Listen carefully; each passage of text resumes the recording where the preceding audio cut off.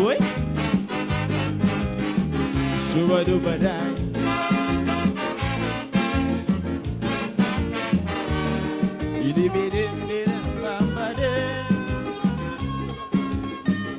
This blessed country, oh land of beauty, I pray for thee.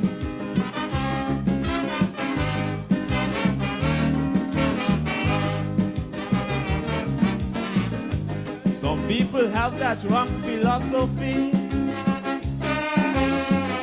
that politicians can save a country. They never try and do it spiritually. And now the system exploding on we. The country in a recession, a big change from the old time religion. Mankind rewriting history in a modern but a bad version. We're living in our final days. Take a look and change your ways. For our beautiful country, going back to slavery days, only a prayer for the land can stop drug violence and crime. A prayer for the land, yes, these are the signs of the end of time. A prayer for the land, the price of living, man, is so high. A prayer for the land, that even the rich like the poor cry. You say you're concerned and care, we country living in fear, but all are we born right here. So let's say a prayer, the Almighty Father will hear. And I see, get alive, shut alive. Boy. Shuba duba die.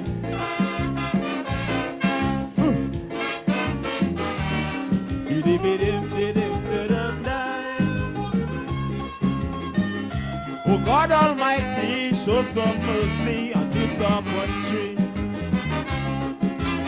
Get alive, shut alive. My world standard gone way down the drain. Little children using rum, crack and cocaine. It seems like wicked-itions gone insane. And everyone playing the dirty game.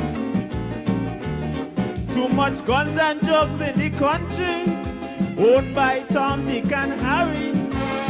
But if you're wrong, you must pay for it, for the law. No one above it. Put an end to victimization, oppression, and segregation. It's not a good thing for this country, so let's try and wipe it out totally with a prayer for the land, of fire and brimstone go burn with it. A prayer for the land, some say they're picking out who should get paid. A prayer for the land, and that's why the prisoners burn down the jail.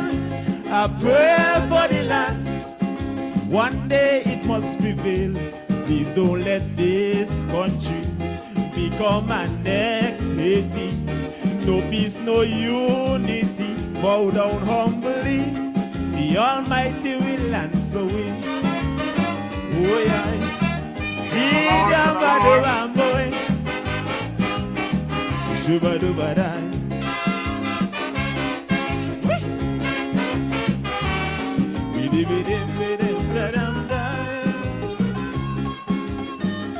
Oh God Almighty, show some mercy on this our country.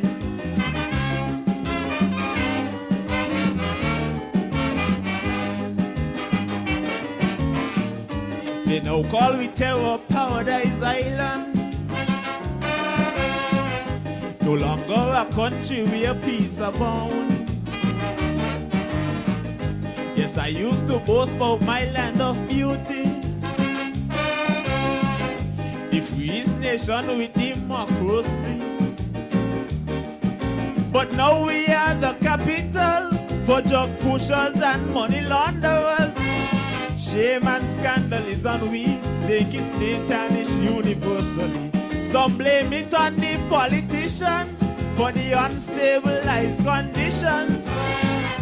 We going from bad to worse, Our blessed country now close, but a prayer for the land will help us to live with other people. A prayer for the land, for that's why the nation in big trouble. A prayer for the land, united we stand, divided we fall. A prayer for the land, citizens answer your duty call. Righteousness exalts the nation. The most I hate poor man depression. So I'm calling on everyone to take a stand. Take it, listen to my song. Did a bad boy. Shuba duba die. What?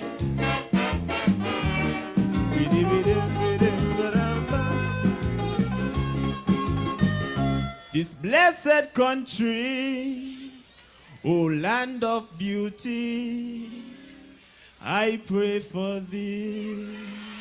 Nice, that's the man King Quig out of Sweet to the City, St. Kitts.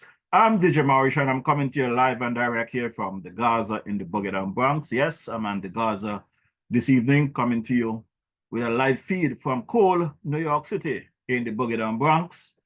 And there's a lot for us to conversate on this evening, a lot to talk about, a lot to chit-chat about. But before we get into the chit-chat, just want to drop another track here, because it's been a lot taking place over the last couple of weeks. We've been hearing a lot of good, positive vibes. We've been hearing a lot of negative vibes. But I want to bring some attention to some situation there, not only in our beloved federation, but that affects our citizens in the diaspora as well. And I just want to get us into that conversation where we can have love, not just for each other, but love for country and love for our fellow citizens at home and abroad. So I'm going to drop this track. I love this track, Born Survivor. I just love that track. So I'm going to drop this track. I'm a born survivor for all of us here this evening. I went through a rough last couple of days last week up until Sunday. So I am in tip-top shape now. I'm feeling blessed that I was able to overcome some of the pain and suffering I was dealing with. So let me drop this track by the man Gypsy. This one is called Born Survivor. Stand by.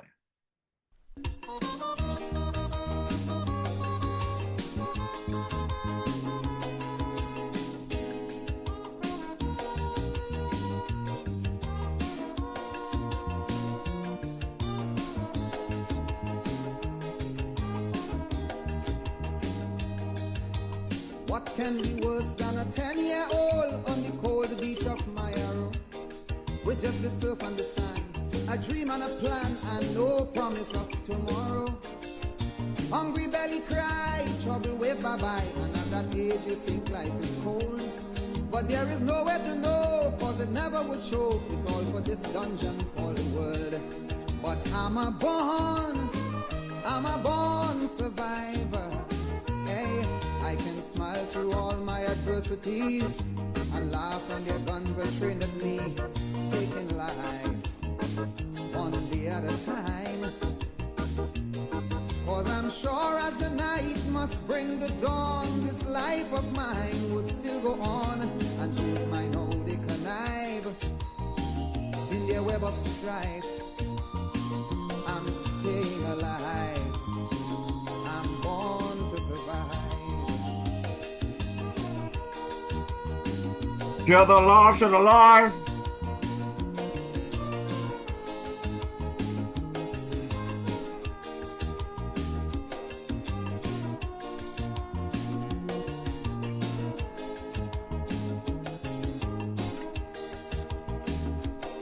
There have been times gone by when I watch mama cry and I know daddy hurt inside.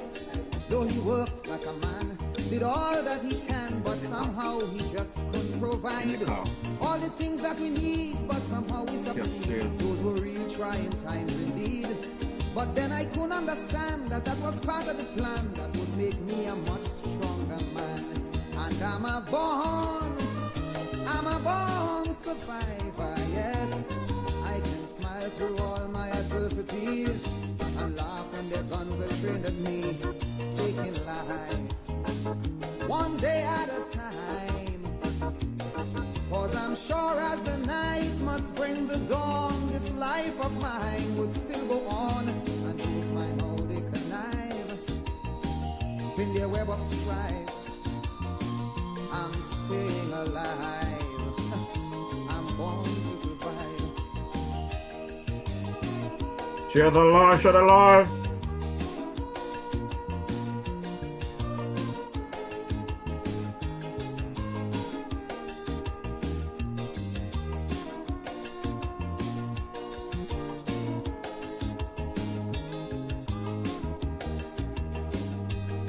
Yes, I worked to the bone, felt so all alone in places I didn't know so well.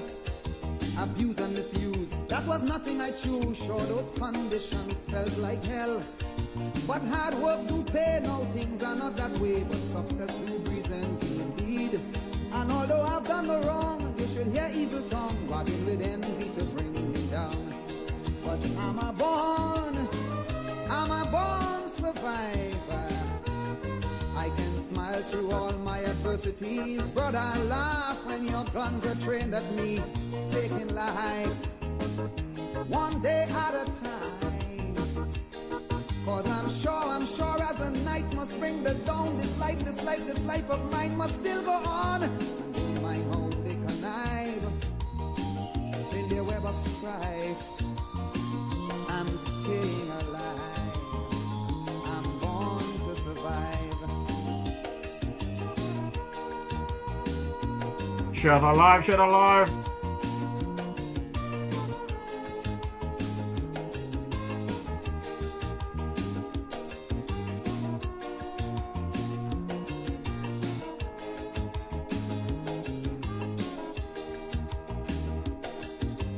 I cannot hide, yes, it hurts down inside, cause there's blood running through my vein.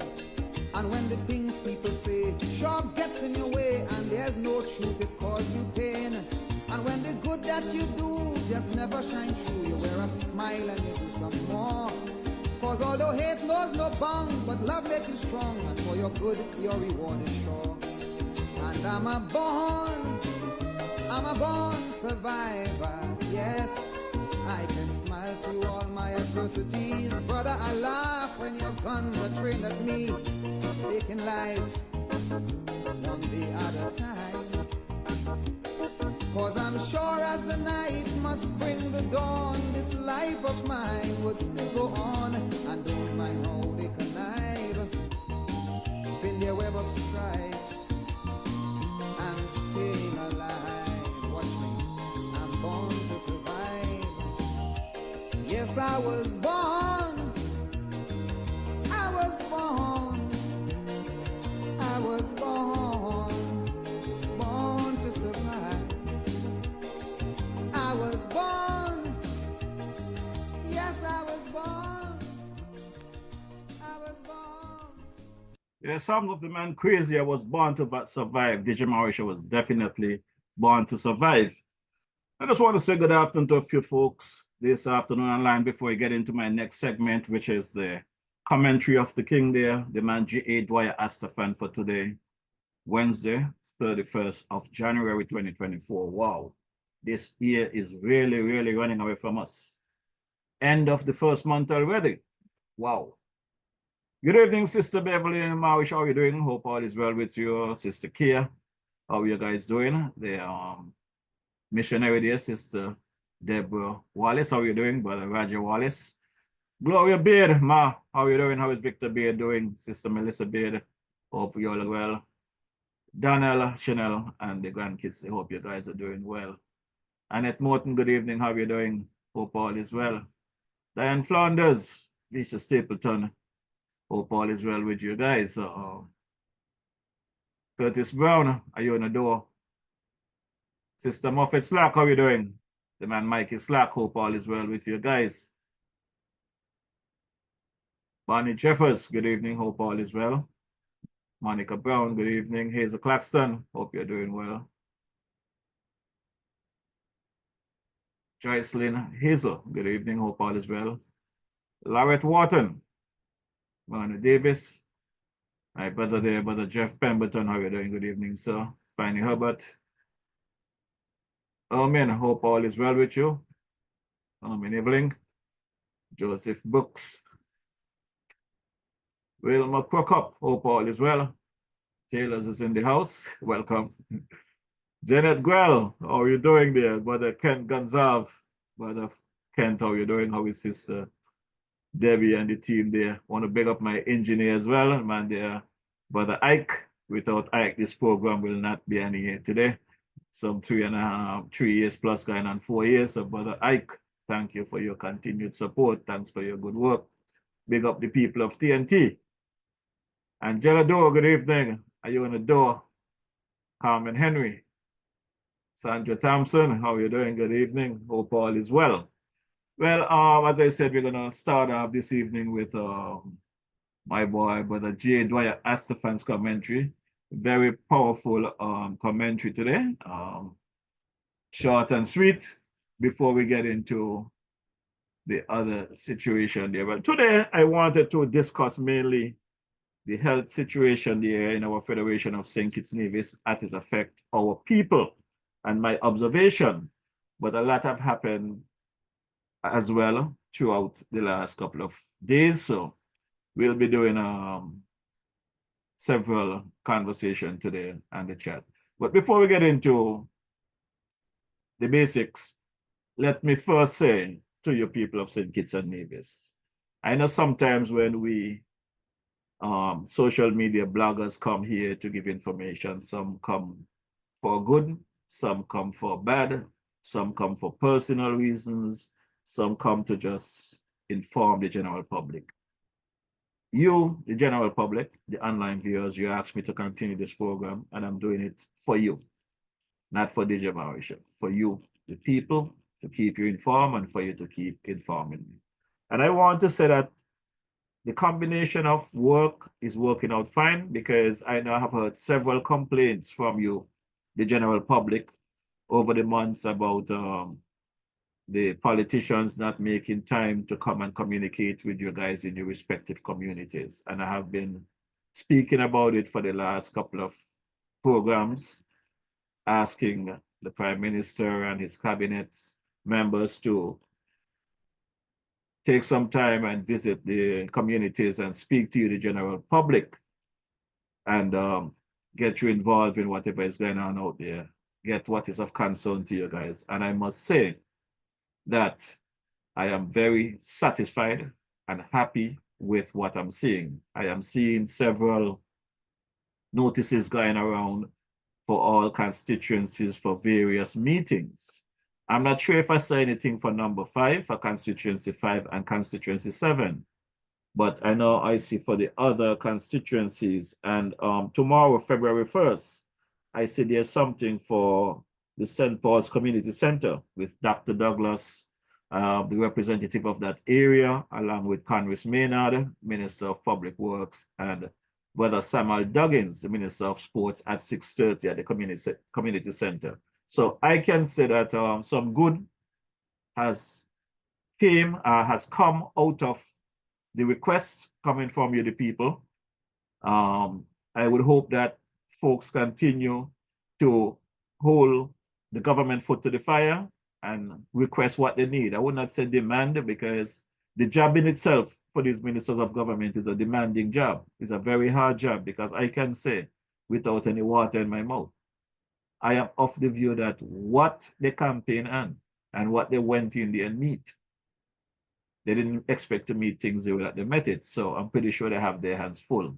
But I am happy that the ministers of government have taken heed of the requests of the people and has scheduled several meetings in January to meet with their communities. I think the Honorable Congress Maynard met with his people last week sometime. I know I see something coming up for number 1 with the man Jeffrey Hanley.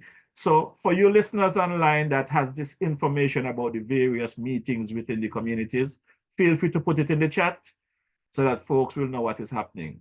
But I can say that the government is working And I want to thank the Honorable Prime Minister, Dr. Terence Drew, and his team to take the heed of the people and respond to the call of the people and set up these meetings. So we're going to get into the commentary for Jay Doya Stefan for today, and then we'll continue with the rest of the program. Stand by. Greetings. I believe that the gate to the barn has been opened and the horse has bolted away to its freedom. If so, thanks be to God. What am I talking about? I'm talking about good governance. Very topical subject, especially now. The process has begun in St. Kitts and Nevis, whereby it appears that finally decades of bad governance and corruption will be ending. Remember, I said that the process has begun. It won't be an overnight thing. If so, the horse of good governance, which had been captured for all of these years behind the barn gate of bad governance and corruption, has escaped, and we the people must now ensure that this beautiful and magnificent horse of good governance remains forever free to roam this beloved land of ours in dignity and majesty. What a joy to an old man of 76, or to a young woman of 26, or to a child not yet born or even conceived. All we, the citizens and residents, have to do is to see to it that the package of good governance legislation that has been passed in our parliament since the general elections of August 5th, 2022, and the other legislation that is to follow, all of these are put to full and unmolested use. And for delivering this package of legislation, Prime Minister Drew and his cabinet colleagues and the parliamentarians who supported the legislation deserve our appreciation, as do their respective political parties. Dr. Drew and his colleagues also deserve our further commendation for demonstrating the will to put these acts of parliament into operation. I believe that he wants good governance. I believe that this can form a powerful part of his legacy as Prime Minister of this country, a legacy that can give him special, precious stature, not only among Kittitians and divisions, for now and for posterity, but also among the people of the region and beyond. One of the most famous and well-respected leaders in modern world history is a man called Lee Kuan Yew, who was the head of Singapore, a small country the size of St. Lucia. The size of St. Lucia. Smallness doesn't define greatness, doesn't restrict greatness. This good governance thing is certainly one thing that can usher Dr. Drew into the small pantheon of regional greats. In any case, I'm confident that with what has been done thus far, trying to recapture the freed horse of good governance will not at all go down well with right-thinking people of this country. The horse has bolted. Anybody who tries to recapture it and put it inside the barn perimeter is going to have a problem with the people of this country. With all of this, as I've said in a prior commentary, the next week or two will be of critical importance for us as an emerging democracy. Let me try to explain why I believe that the horse has bolted.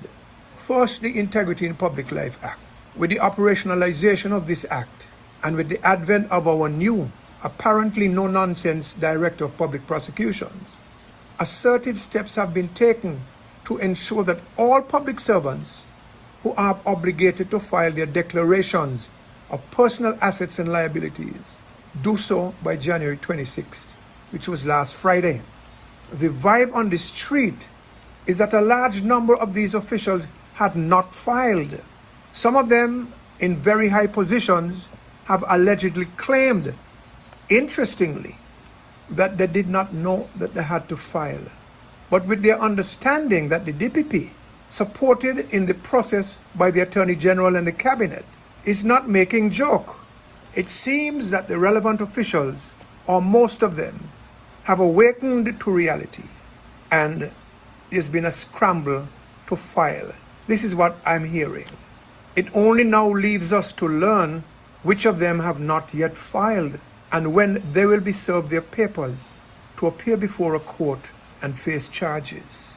In my opinion, with the greatest of respect, those who have not complied or to lose their jobs, quite apart from facing the court consequences of their non-compliance. I don't see how they can be allowed to remain in the public service. This is disobedience of a very, very serious law by persons who occupy positions very high up the public chain of command. And for me, this is sufficient grounds for termination. I wish nobody anything unhappy or negative, but these folks cannot blame anybody for their own non-compliance. Anybody but themselves.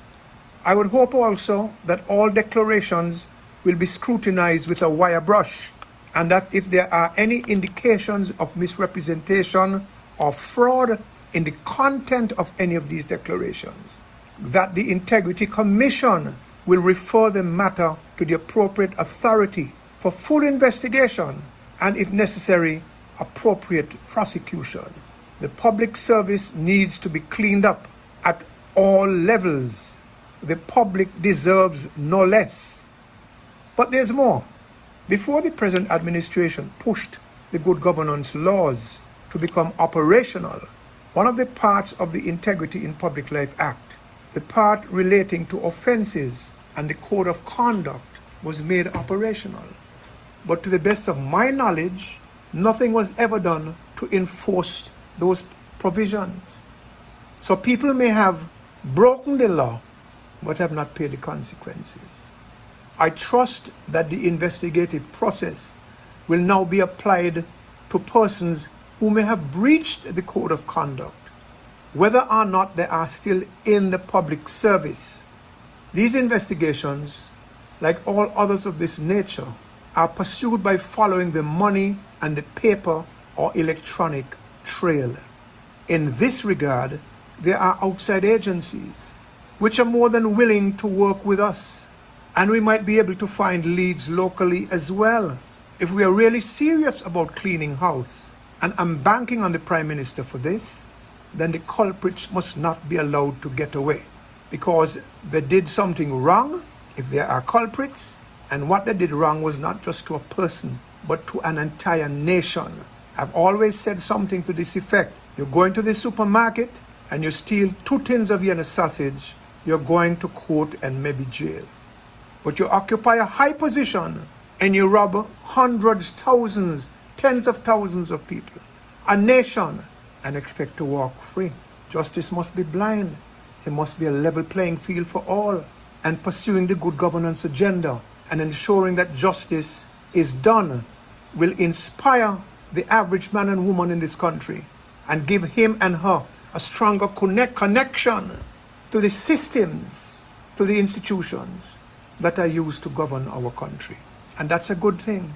Now it brings me to the next aspect of today's discussion about the horse that I say has bolted, the Citizenship by Investment Program. With regard to this, investigations are underway overseas, and nobody here can stop that.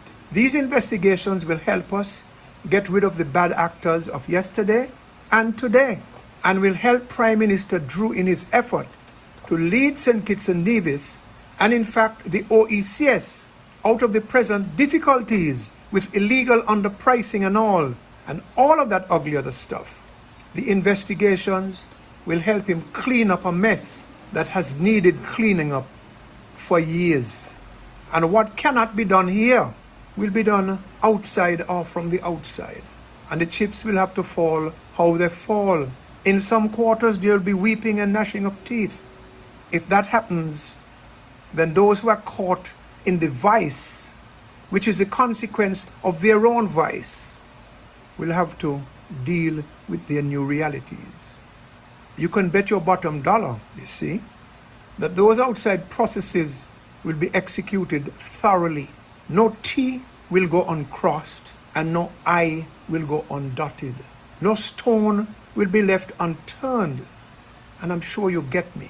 Speaking of the OECS, there are 4 other countries that have CBI programs: Grenada, St. Lucia, Dominica, and Antigua and Barbuda. My information is that Grenada is willing to step up its standard like we here in St. Kitts have done, but that St. Lucia Dominica and Antigua and Barbuda might not be so willing to do that.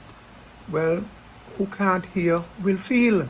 It may well reach a point where St. Kitts Nevis citizens and Grenadian citizens continue to enjoy visa-free access to the EU countries because of brave and correct decisions taken by our leaders and our administrations, while the others lose the visa waiver privilege as they busy themselves chasing after the bait and foolishly depriving themselves of the fish. Until next time, peace, love, and good governance. Yeah, that was the G.A. Dwyer Astafan commentary for today, Wednesday, 31st of January, 2024. And he referred to the DPP in his commentary day to day. So in the interests of all, let me give a recap of the DPP's response to a question or a conversation at a press conference not too long ago. I just wanted to underscore what Commissioner Knight was saying in terms of working along with the public officials who are required to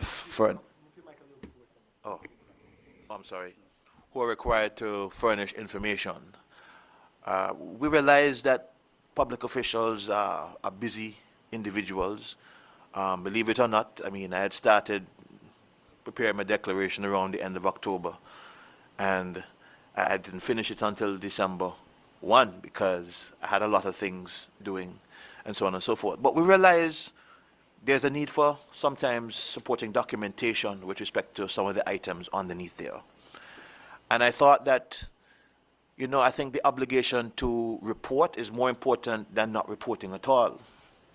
So in discussions with the chairman of the commission, we said, look, if it is that you don't have the supporting documentation, you can put an estimate of the information, or what you think the information is, and you put on the form subject to verification. The important thing is we want you to file.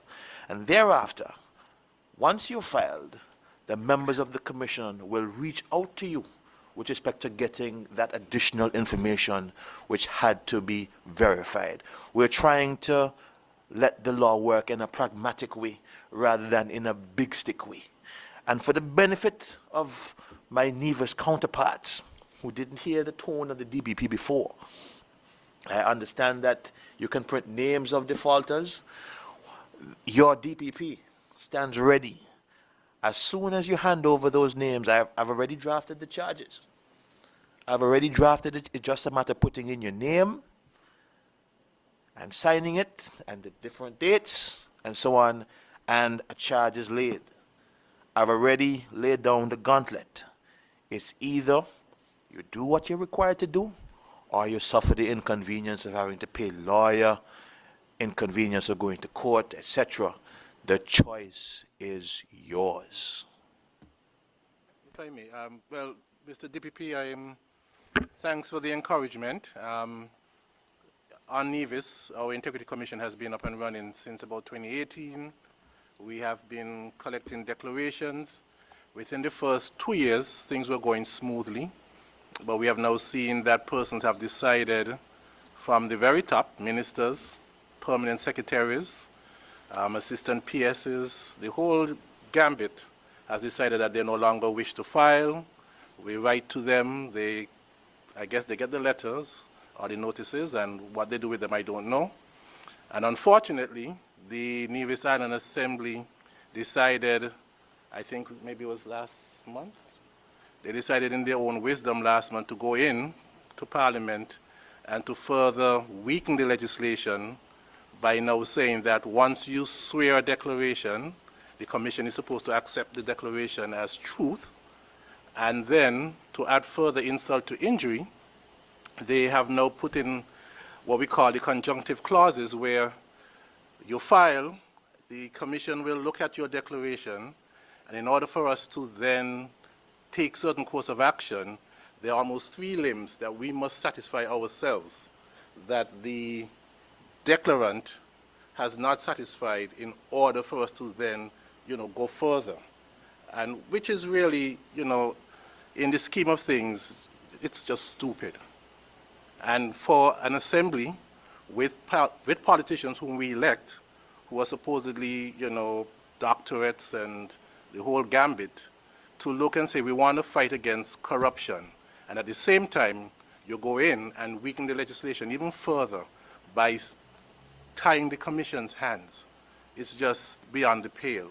However, we are there for another 2 years, hopefully, as under our appointment, and we are waiting for the third appointment of the third commissioner, because on Nevis, unfortunately, we have the situation where there is no leader of the opposition, and so because there's no leader of the opposition and the way the legislation is worded, a commissioner has to be appointed after consultation with the leader of the opposition. So the assembly again, through the parliamentarians, decided in their wisdom to make a clause, well, to amend and to say that the premier, whoever he or she may be, will have that power to appoint the third person.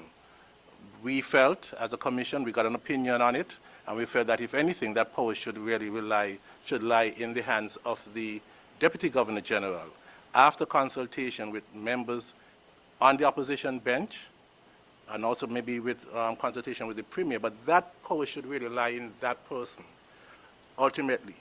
Since the Premier already has can appoint one person, the Deputy Governor General can appoint one person, and if there's that lacuna, you can, fix it that way. But also, too, you also fix the other pieces of legislation that requires the leader of the opposition to make appointments, not just to our commission, but to other agencies within this on the island of Nevis. However, they did not see fit to take the recommendation that was put forward to them, and they decided to do something else. We are still awaiting the amendment that was passed. I'm not sure if it has been gazetted as yet, so we will try to find out that and see where that goes. But unfortunately, instead of us going forward in a better way on Nevis, we are unfortunately going backwards, because the federal legislation did not call for supporting documents. When the amendment was done, it was included. And on the other hand, on Nevis, we are saying, well, if you want to submit, you submit. If you don't want, you don't. So how is a commission to investigate? I mean, you get declarations, and on the face of it, you look and you're saying, well, okay, this declaration is good. So, I mean, it just makes nonsense of the law. But we will try our best to do what we have to do, and we will definitely be knocking on the door of the DPPs. I'm glad you have this stuff already prepared, the forms, and so we will definitely be seeing the charges. So we'll be seeing you very shortly. Thank you. So that was some conversation at a press conference there with the DPP and Brother Ricardo Keynes, who is the chairman of the committee there in Nevis, giving his input. And, as I listen to some of these conversations and going, our people in the Federation of St. Kitts and Nevis, we are very special people. That's the word I want to use, special. I cannot say amusing, because there's nothing amusing about the things that I'm experiencing or seeing going on in the Federation. We are the most church-going individuals. They could tell you everything about the Bible. They could tell you about Christ and the crucifixion and everything. We have every single faith in our Federation. Prayers come down like crazy, but yet for whatever reason, when it comes to a simple conversation, a simple discussion, the politics takes over, and for some reason, we act like we don't have any common sense. Sometimes I want to know if they're trying to make the statement that Brother Patches there made, that given a common sense test, 98% of us will fail. I want to know if they're trying to make that a reality, because I know we are more sensible than we portray. But for whatever reason, you cannot get a good conversation out of our people when it comes down to politics. Everything becomes a political matter. But there are some things that unite us, There are some things that unite us very much. And the next two segments of this program, which is the historical win of the West Indies cricket team there down under in Australia, that united us. Doesn't matter which party, which country, what government, whatever, everybody who was roaring for the West Indies team, everybody was singing in one accord. I love that. So let's take a quick listen to the commentary there coming out of that game. He's got it! And he's off! The West Indies have created the most amazing thing here in the world of cricket. They are all running around the Gabba like you won't believe. Josh Hazelwood is cast at the other end.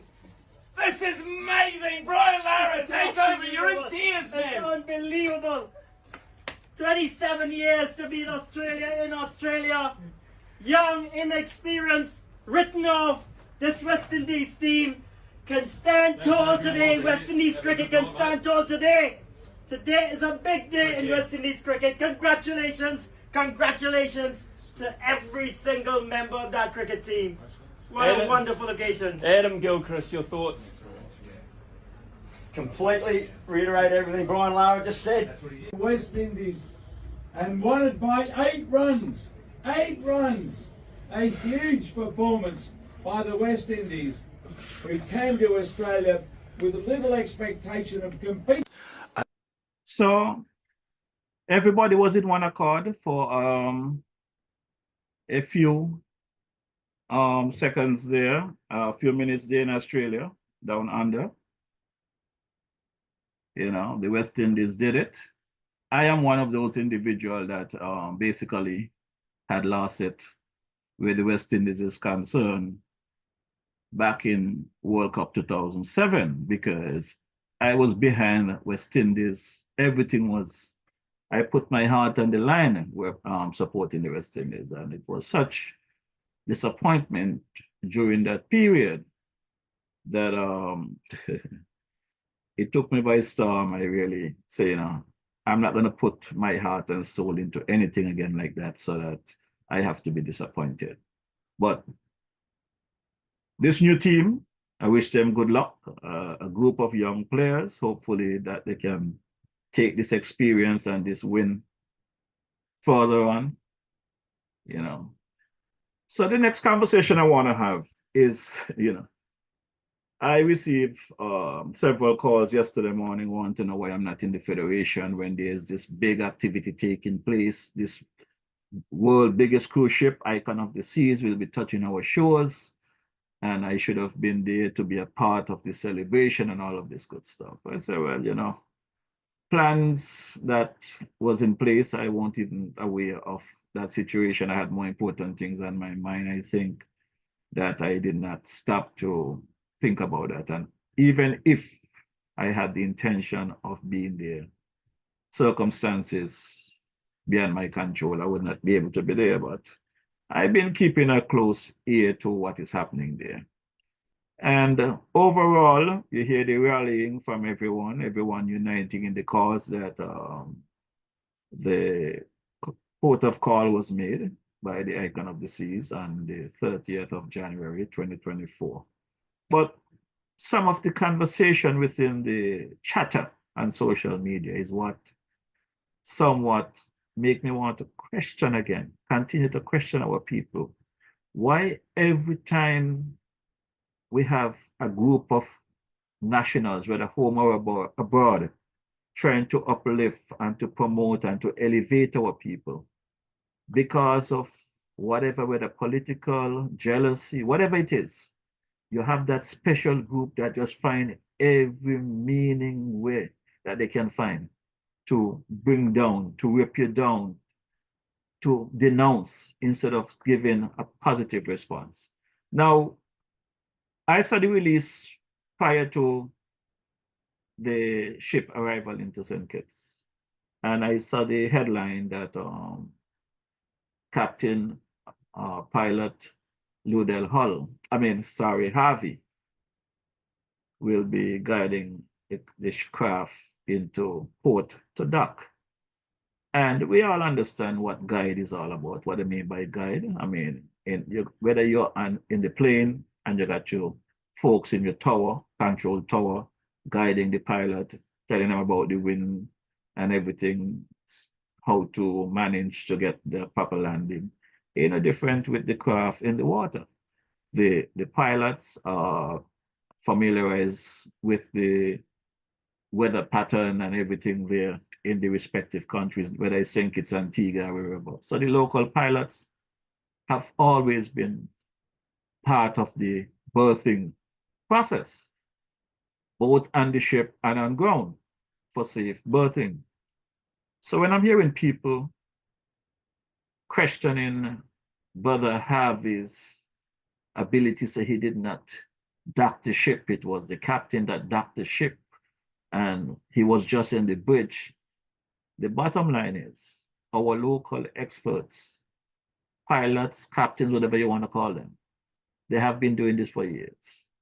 And it does not matter what experience that captain that drove that ship to our federation had, he needed the local assistance to properly, safely berth that craft, berth that vessel at our shores.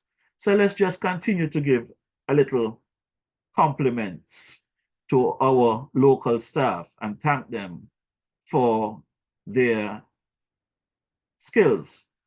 So let's take the opportunity here and let's recognize and applaud our pilot, the Lauderdale Hull, for assisting in leading the Icon of the Seas, the largest vessel, towards the pier, and had a good, safe journey for those tourists, those passengers that visited our shores. And it did not just start by Brother Harvey getting on board of that ship and bringing it into the pier. You have to do some pre-arrival checks, and it's a lot of work involved. It takes skills. And I'm calling on our people, St. Kitts Nevis. We got to give ourselves more credit than we give ourselves. We got some very talented citizens at home and abroad. While we look forward to the foreigners, the entertainers in the foreign land are the skillful people and saying they're good at this, we have people in our federation. We have people in diaspora just as good as some of these people, if not better. And apparently, until we make those history, we don't get the credit. I remember when Brother King Collins was back and forth to St. Kitts, struggling to get his scholarship and to get things going. He was a nobody until he win the 100-meter dash. All of a sudden, everybody jump up and hug up for him. But it was a struggle before he got there. So I am calling on our people to put those negative things aside. And let's just come together and credit our citizens, Brother Harvey and his team, for safely guiding that vessel into Port Zante. So let's take a listen at the pre-arrival check with Captain Harvey. I can only see St. Kitts pilot, you copy? I can only see St. Kitts pilot, you copy? Yes, I copy. Good morning, sir. Hey, good morning. Channel 12. Channel 12. I can only see St. Kitts pilot. Good morning, you copy? Good morning, sir. Yes, now I can hear you clear. Could you confirm ETA to the pilot station? ETA to pilot station 0615. 0615. Okay, be advised, pilot will be on arrival. Have you landed with port side, half-meter above the water, just about 5 knots for the pilot. Copy that, the port side, half-meter above the water, and just above.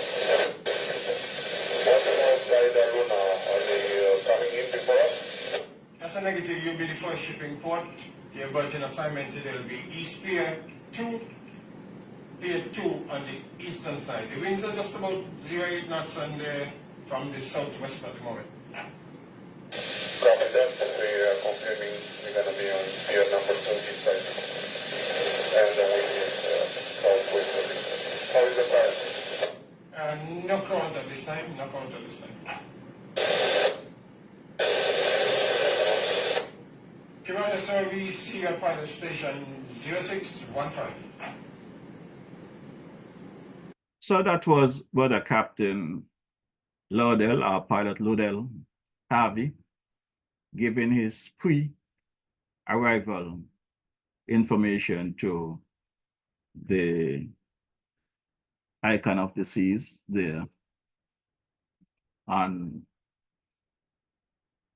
Tuesday. And for whatever reason, our people might not understand the hard work that is done behind the scenes. But not only the Icon of the Seas made history and Brother Laudel Harvey, you know, but my boy Milo Bax made his debut as an interviewer, because it appears as though our journalists and the Federation was missing in action to interview Captain Laudel after he finished that great job in assisting in guiding the vessel into Port Zante. So let's take a listen to my brother Milo Box. Congratulations, Milo, and his debut interview. The great journalist he's gonna make one day. Here am I now on the boat, and here's the man himself, the man who just docked the largest cruise ship on the face of the earth, Mr. Captain Laudel Harvey. Laudel, this Federation want to thank you for the great job that you did. How do you feel about it? How do you feel right now? I am proud to handle such a big ship. Uh-huh. And, you know, I did this all for the country and the citizen. So, and I'm happy that everything went well and safe. So, new ship has plenty of power. So, I was able to use it to my advantage. Condition was good today. So, we're happy that everything went well. Well, I must tell you again too that I was on the pier and watching you bringing in this ship. I was so proud. You know, you hear me there saying, hold her Harvey, don't let her get away, bring her in Harvey, like you were pulling in like a fish, like a big whale or something, you know. And when I saw it hit up against, came alongside and hit up against the defenders them, I said, yes, Harvey has done it. And the whole little, yay, came out from me. So, you know, that just the way how I express my gratitude and the way how I feel about you being able to do this here. So, Harvey, deep down, how you feel? I know you want to be all modest. I mean, you want it to be business as usual, but have you got to understand that you have handled the largest cruise vessel on the water? You know, a big man. So how you feel? Give us a little idea again. It's a good feeling.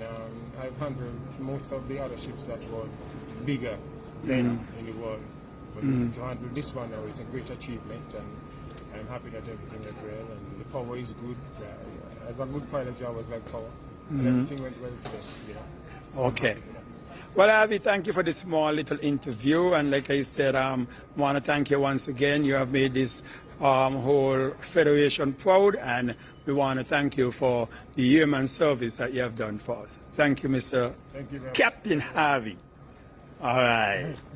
So that's Brother Milo Box and his debut interview with Captain Laudel Harvey, who has successfully assisted with the docking of the world's largest ship, Icon of the Seas, into our Port Zante in Bastia, St. Kitts. So again, congratulations, Brother Milo. But it did not stop there.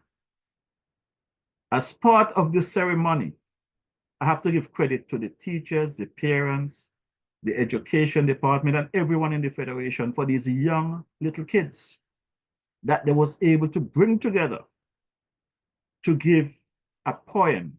I don't know if you want to call it a poem, a play, but to have all of these kids memorize their parts to the word Icon of the Seas, to present it to the committee and to the members of that ship. It was amazing listening to these kids. And I said I want to share it with you, the online viewership. So take a listen to these brilliant kids we have in our beloved Federation. A for icon, that's what St. Kitts means to me. C is for culture, that's what St. Kitts means to me. O for ocean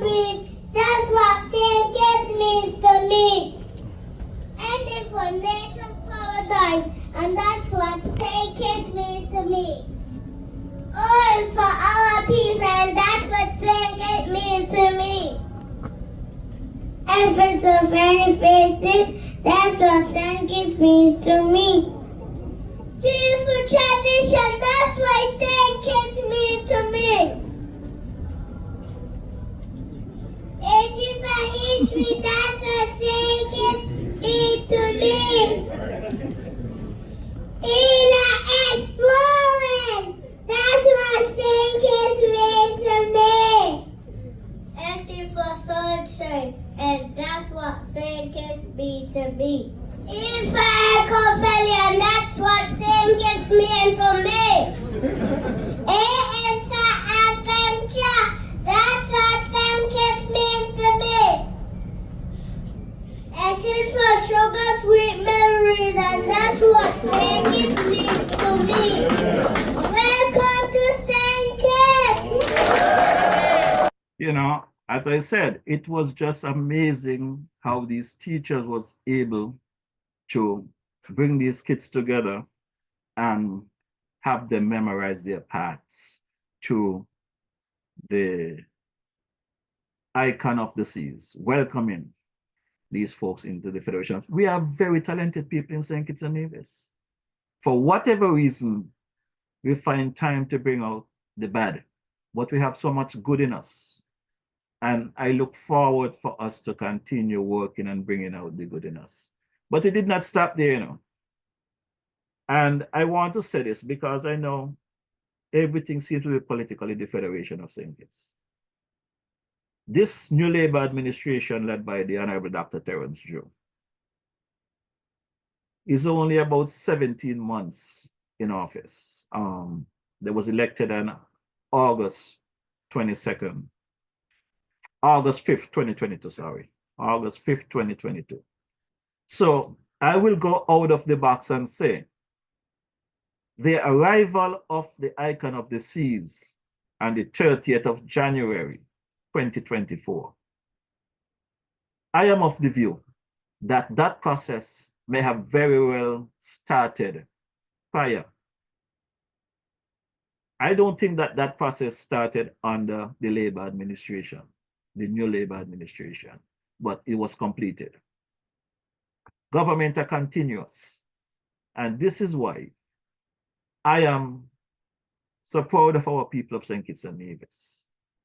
Because, you know, Lindsey Grant, I mean, I come on this program and I speak about them in positive way when it was positive, and I spoke about them in negative way when it was negative. And the disappointment of these guys for me, who don't like it tough, but the disappointment for me from Lindsey Grant and Sean Richards and Mark Brantley and them is that I saw in 2015 that they get a perfect opportunity to lead our federation on a high. I thought Labour would not see the light of office in St. Kitts again in a very long time. And what they did, they stayed there and they squandered the opportunity. Because I believe Lindsey Grant was doing a very good job as tourism minister. Nobody gonna tell me he didn't. I believe he was doing a very good job. But all of them sit back and watch the former Prime Minister Timothy Harris doing nonsense. And they did not care what he was doing because they allowed him to do it and put our country in disarray. I can recall Lindsey Grant saying he did not know nothing about the peace program. Don't ask him about no peace because he don't know about the peace. But when they break up, they know everything about the peace. I think it was a similar statement over on the Nevis end. I'm not sure word for word, but from what I understood, the Premier did not know anything about the peace. Timothy Harris since came and said, how could not they know about the peace when they had their own operation over in Nevis? I heard the Premier at a press conference, I think it was on Tuesday, not Tuesday, on Monday, acknowledging that the late Assistant Commissioner of Police was responsible for the peace program on the Nevis end. My good people, I say these things to tell you all, pay attention to these politicians when they're speaking. They tell too many untruths at their convenience. Many things that they said they did not know. They was out in the yard. 1 minute, then was involved in everything when it's good. But once it become negative, they're in the yard, they wasn't part of it. Pay close attention to these politicians down there. Whether they're in opposition or whether they're in government, we have to hold their foot to the fire. Friendship or not, we have to pay close attention to what these politicians are saying. I have the clips if I have to go back to prove my points. I have the receipts.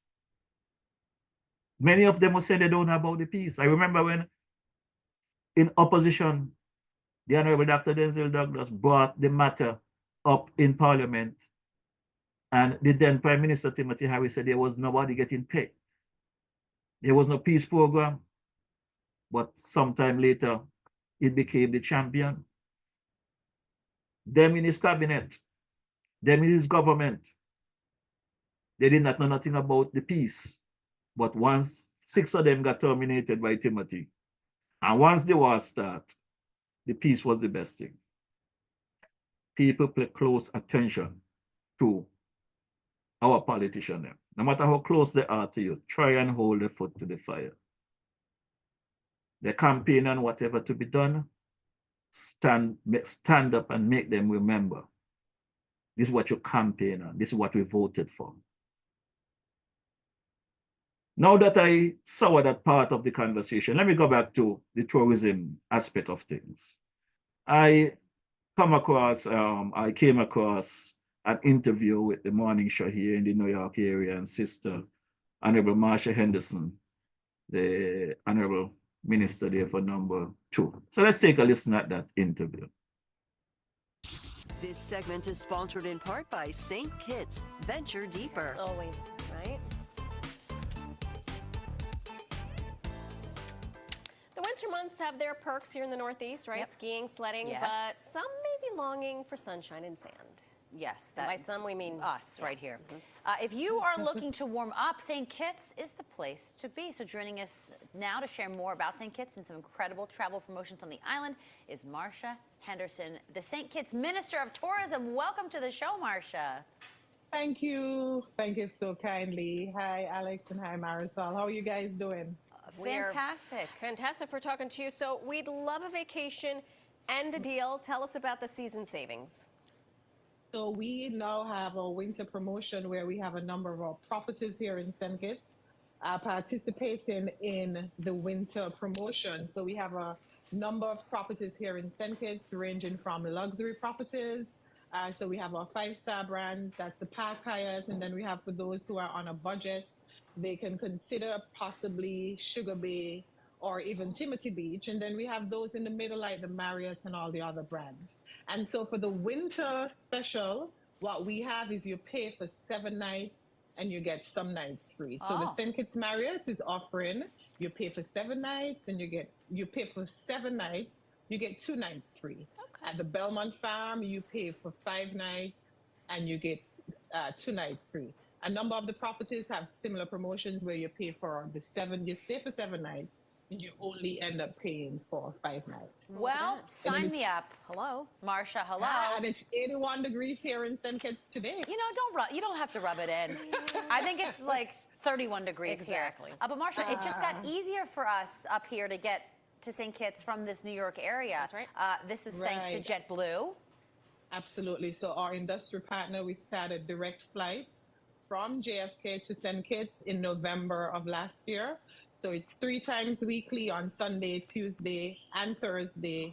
JetBlue is partnering with us here in St. Kitts, and we have direct flights now into JFK. So that is added to our direct flights. We have direct flights into Miami twice daily, and we also have direct flights into, I think it's the UK, into LaGuardia. Look at that. Forgive me. Yes. Unbelievable. So a lot of people are already planning their spring break trips. What sets St. Kitts apart in terms of being a travel destination? Well, for us here in St. Kitts, we boast ourselves from the off-the-beach experience. In fact, we do have the sun, we have the sand, and we have the ocean, but we encourage our visitors to immerse themselves in our destination where you can come and be a part of the destination. So we have our rainforest experience, and we have 18 miles of mountain range stretching from Mount Lyamega, where we have our dormant volcano, stretching to the southeast peninsula, where we have a stretch of beaches there. But what is unique for St. Kitts is that we're positioned in between the Atlantic Ocean and the Caribbean Sea. So we have the amazing views from either side. In addition to that, Alex, we do have a number of eco-adventure, and we are pursuing a sustainable island state agenda, and all of our practices with our industry partners and stakeholders is based on sustainability. For us here in St. Kitts, sustainability is a way of living. So even our properties we have a Sunset Reef Hotel, and they have the best solar power and advanced technology for how they power their property, their hotel. We have the farm to table experience. So we believe in eating what we grow. We have the farm to table, the ocean to fork. So you can go down to Arthur's restaurant and be a part of the farm to table experience. We also encourage our industry partners to, save on plastic. We are embarking on coastline initiatives. A number of the properties are located on the beachfront. Marsha, we know rum is a big part of the country's Speaking culture. of beachfront. Yeah, and we understand you're offering a new program called the we are, Petition Rum absolutely. Master? Petition Rum Master. Yeah. So it is a program where our visitors can come to St. Kitts and they can learn the technical side of the history of rum. So after sugar in St. Kitts, we ventured into rum production. And we do have some remains of the first ever distillery in the region down at Wingfield Estate. I see it on, and we do have Old Road Rum, where Old Road Rum is manufactured. That is on Wingfield Estate. The second part of the tour happens to be on the beach, where you can see Nevis across from the ocean. When you go to the second part, it's the practical side of the tour. So the theoretical side is where you tour the ruins, you see the distillery, and you understand and learn how rum is made. Marsha, can I give you a call when I come down? I feel like you need to be. Absolutely, absolutely. You have sold us more times over than I don't even know. I need nothing else. I'm convinced. Thank you so much for all of this and for being here today. And Thank you for having me, and we're looking forward to having you both in St. Kitts. And you at home watching, if you're also enticed, you can book your trip to St. Kitts. Scan that QR code on your screen or head to visitstkitts.com. Have you ever been? I've never been. I have not. I have a girlfriend who just went, and she said it was beautiful. My roommate from college goes like once or twice a year. Well, Fantastic. we got to see Broadway shows, and we got to go to St. Kitts. I know. We got a lot to do. A lot of things. In 2024. Yeah, man, now on the board. So that was interview with Sister Marsha Henderson in the morning show. And, I think there was some time slip there, because these folks, when they interview folks in the Caribbean, they've never been to the Caribbean and they does not understand the lingo like some of us. So basically, they was asking Marsha about direct flights, and I think Marsha was trying to explain that from the New York area, there's also flights you can leave from LaGuardia, connect through Miami to St. Kitts. So I remember her saying LaGuardia, but she never get to complete her thought. So yes, my good people, for your online viewers who have never been to St. Kitts and want to visit St. Kitts Nevis, you can come out of the UK via British Airways, coming from Gatwick Airport direct. I think there's a stop in Antigua on your way out, on your way in, but there's easy way now into St. Kitts. You have Continental out of New Jersey. You got Delta out of Atlanta, I think, North Carolina, one of them. You have American Airlines out of JFK directly to St. Kitts on Saturdays, or out of JFK or LaGuardia via Miami daily. So there are several ways to get into St. Kitts. And once you land into St. Kitts, you're ferry across to Nevis. And for those of you Nevisians who every time you hear I think it's tourism promotion, want to know nothing for Nevis, what happened to Nevis. I have been fighting that battle for years. Nevis is the one that decided they want their own tourism office. They want their own tourism department.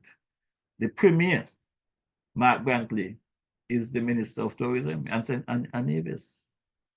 So the questions that you guys are asking, ask the premier.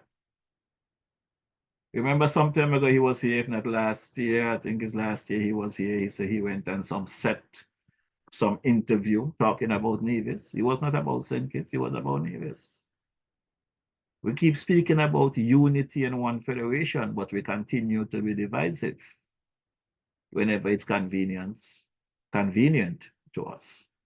But we need to continue to build the federation and stop the dividedness.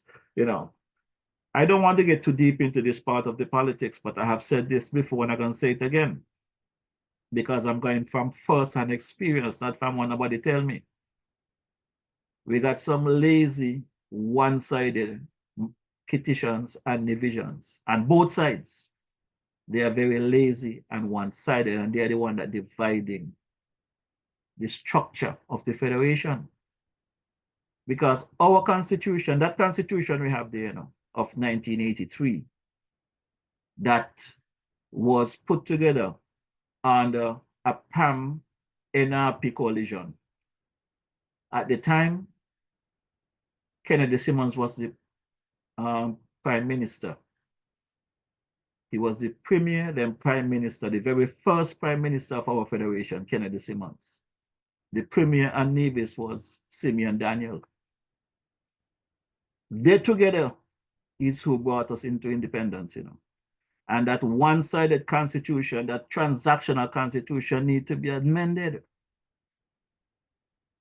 I do not know which donkey came up with the idea that you're going to write in a constitution, you're a partnership. St. Kitts Nevis is a one federation, a partnership. But Nevis can decide to leave St. Kitts at any time they wish.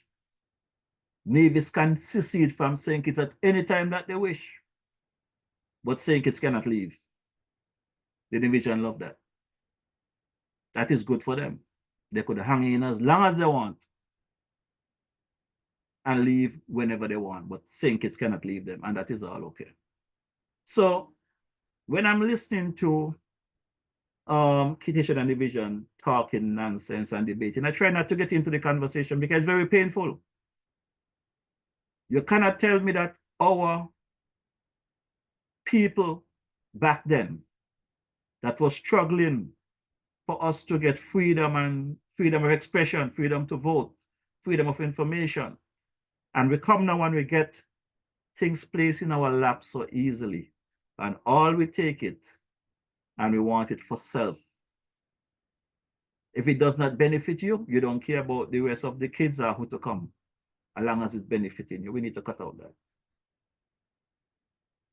We need to get away from that. We came here not to stay, but to make a contribution and move on.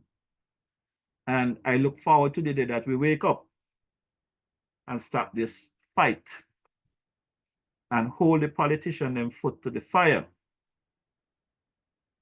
Because them country ain't going to place, you know. I remember for the 50 plus years of my life I go to church. When they teach you to pray, at the end, they say world without end. Amen. That is the prayer we used to have. World without end. Amen. That's what they teach you in one segment in the church. But in another segment, they're telling you to do all kind of nonsense because the world is coming to an end. God is coming. God soon come. So if the world is going to come to an end in one breath, give your life to God, do this, do that. But in another breath, it's a world without end. Or you continue to fool black people, but I ain't gonna fool the Jamaican. Whatever plans the good man have for me, I know I'm not here in my own will, at my own wish, and I will continue to do good. Help who I can help for the good I can do. And at the end of the day, I would hope that my contribution make life better for some people. You know, we're going to move into another conversation right now because, you know, I listened to some discussion. And again, as I keep saying, the discussion are politically inclined. It's not about helping the people. It's about sending a wedge between our good people. And I want to know that our people wake up and stop allowing politicians, tricksters, from dividing us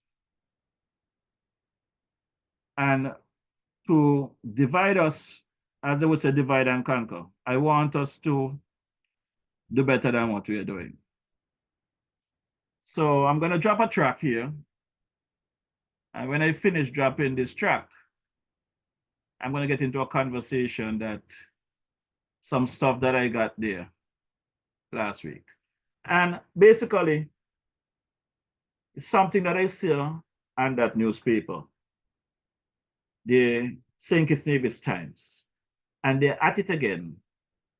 Apparently, the King Elimat celebrated birthday last week. And he's saying he would like to spend his twilight days in St. Kitts. And if I am not mistaken, the farm administration, the team unity administration, I understand, made some arrangement to bring Elimat home. I do not know what the arrangement were, but I heard Elimat said they never live up to their promise. I also heard that whatever they offered him, he did not think it was good enough. But I know if anyone know the little that I know about healthcare, it's a serious demand.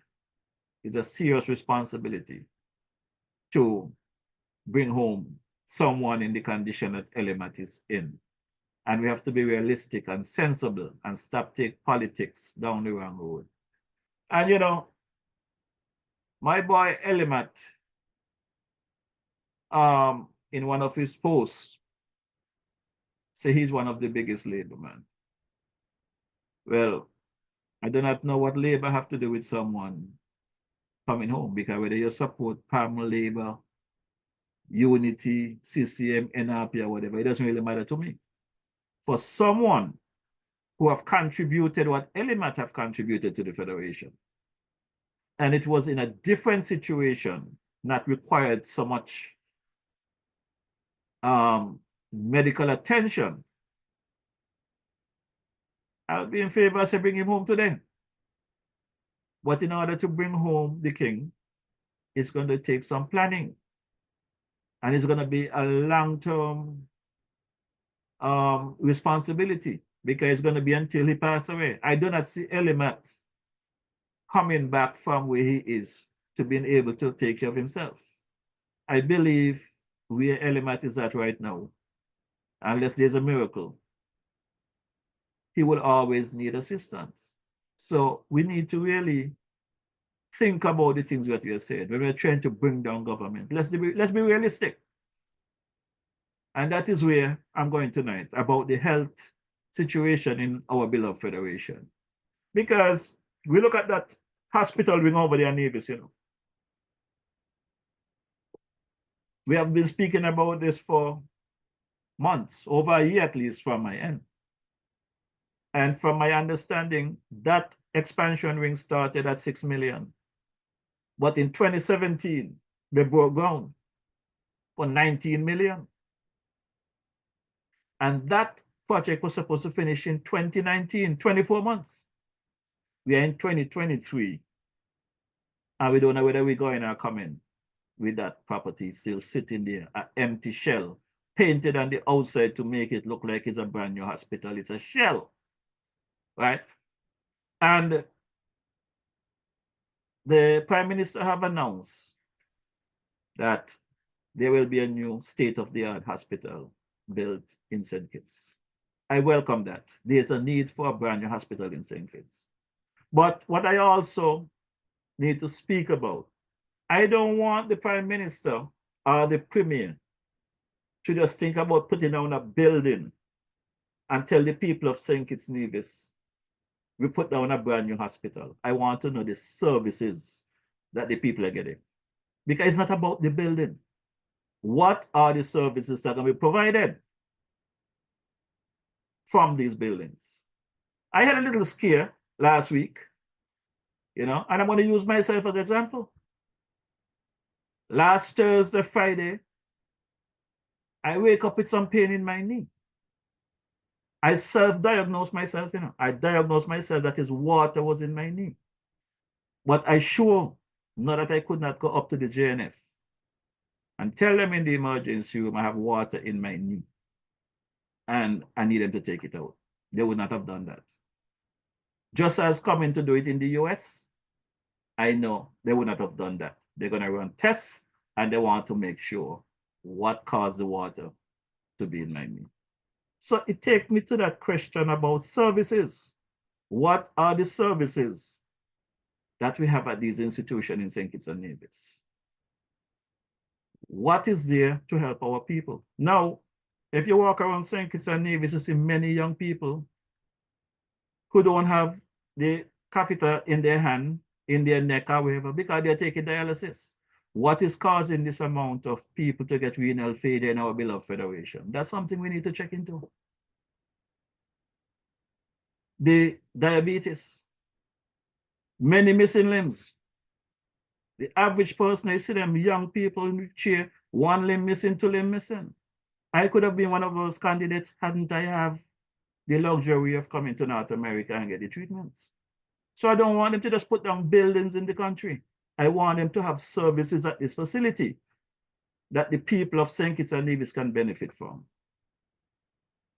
So I jumped on a plane on Saturday, I got to New York. I dropped my suitcase off and I head straight to the emergency room because the pain was just unbearable.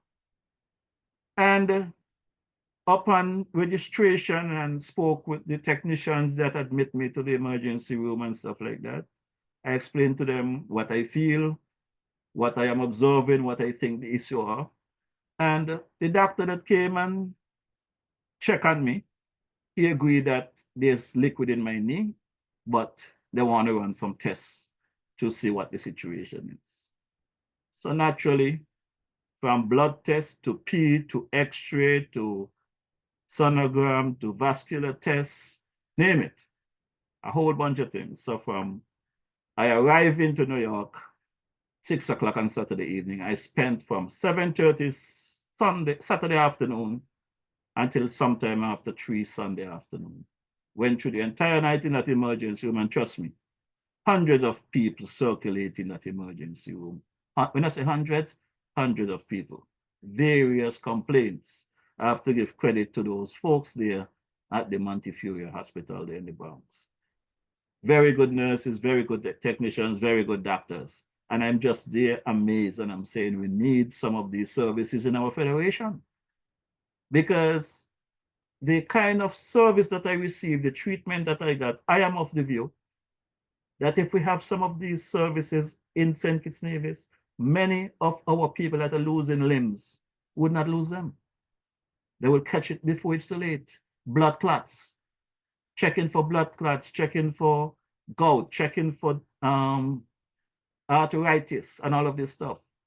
So I went through my process, and I will use myself as they would say, the guinea pig when I speak to the Prime Minister or whoever is willing to listen in the Department of Health, to ensure that we are not just putting down another building in the Federation, but we are putting in services that could help our people, right?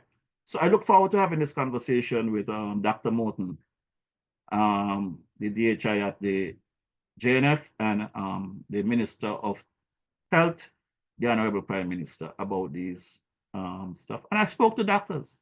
There were doctors here in the New York area that will be happy to come on down to our federation and assist in the hospital in training and participating in our labs and stuff like that. So many of the things that we don't have there in St. Kitts, I feel sorry. I feel the pain for the people in the federation who don't have the luxury as I did. Because I came into New York on Saturday afternoon. Basically, I could not lift my leg. I could not bend my leg. Painful. But in a couple of hours, I am brand new again.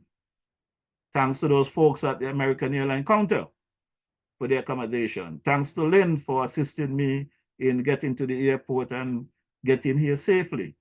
And, you know, the folks on the plane, they was very attentive, very supportive. But overall, I am more impressed with the service at the emergency room and his health, the attitude. I would love to have a couple of our workers at the JNF or the health system there in St. Kitts Nevis to come and just sit around or stand around, just shadow some of these technicians, some of these doctors here to know how to talk to people, how to treat people. The attitude need to change. We have some bad attitude in St. Kitts and Nevis. We need to change our attitude to each other. You come out to work, come out with a good attitude. You might have a bad day, but your bad day should not be the person that you are taking care of bad day. You're getting paid to do a service. If you know you're not coming to complete to do the service, stay home. You know. So I am saying to you, my good people, that I was one of the lucky ones that I came to New York. I was examined. Yes, there was water in my knee, fluid, you can call it. And Sunday morning, they took out 70 milliliters of fluids, 70 milliliters of fluid out of my knee. Those needles, 70 milliliters. And I was referred to the orthopedics. When I went to the orthopedics doctor, another 29 milliliter was taken out. So you're talking about 99 milliliters of liquid came out of my knee. They put in a cortisone shot, and Maui shares 100 back to business and whatever. So I want to thank Gwyneth for taking the time out to making sure that I'm okay. Because I do not know how many of you ever had needles in your knee. But the amount of needles that went into my knee, I don't want any more in there, and I don't wish that on my worst enemy. I have received needles in my eyes before, but the needle in my knee pains to me more than when it went into my eye. So, my good people, no matter how we look at life, no matter how we want to play politics, let's put the politics aside and work together for the good of all of us. So, I'm going to drop this track here by the man King Elimat. Whether you're from St. Kitts Nevis, no matter where you are, no matter where the globe you are, we are the same, okay? So I want to big up my girl there, Sister Gwyneth Mauritius. Thank you. I am asking all citizens and Nevisians, wherever you are, to get together, put aside the differences and let us live as one, as we ought to.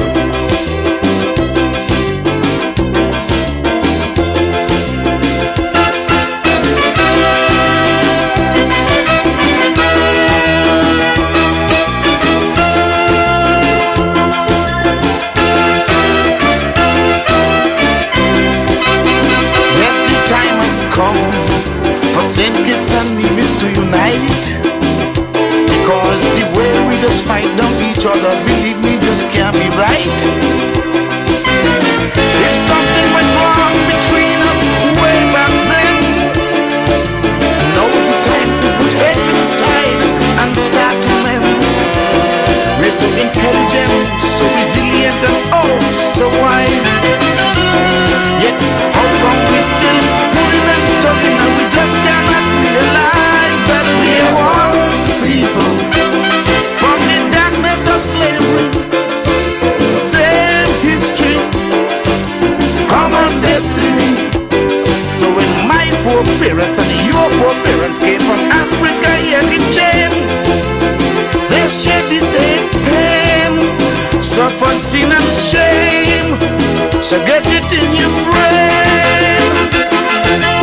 We are, yes, we are the same, same.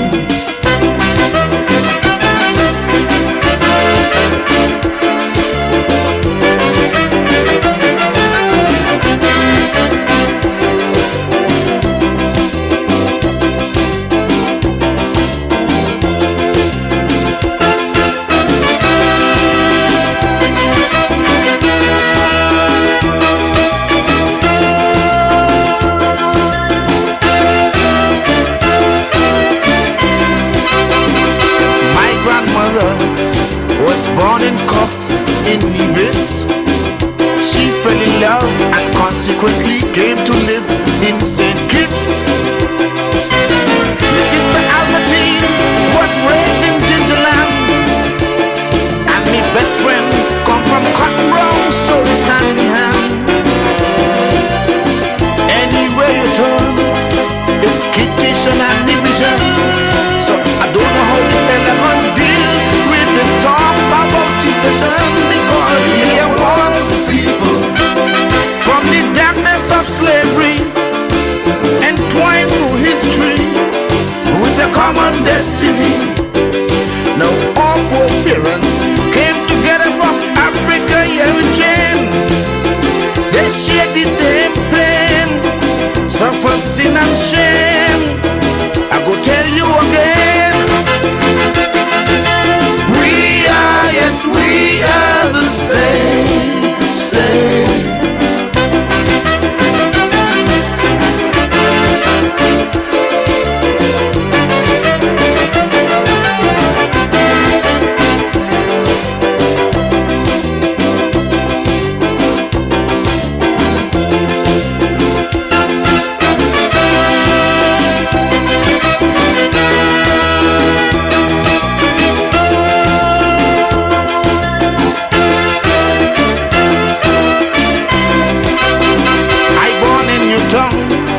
So everybody know I am a Kittition. But when I check from the family tree, I am also Nevisian. Politicians through the years divide and rule we, while we busy making war, they living high and mighty. Unity is strength. Lord, we know there's some sins we small. It's time that we get together and make it better for one and all, because we are one people from the despairs of slavery. Get the same knockout from Master Whitey. Now my black brother and your black sister had to toil there at night in chain, sharing the same pain, suffering sin and shame. So join the refrain. We are, yes, we are the same, same.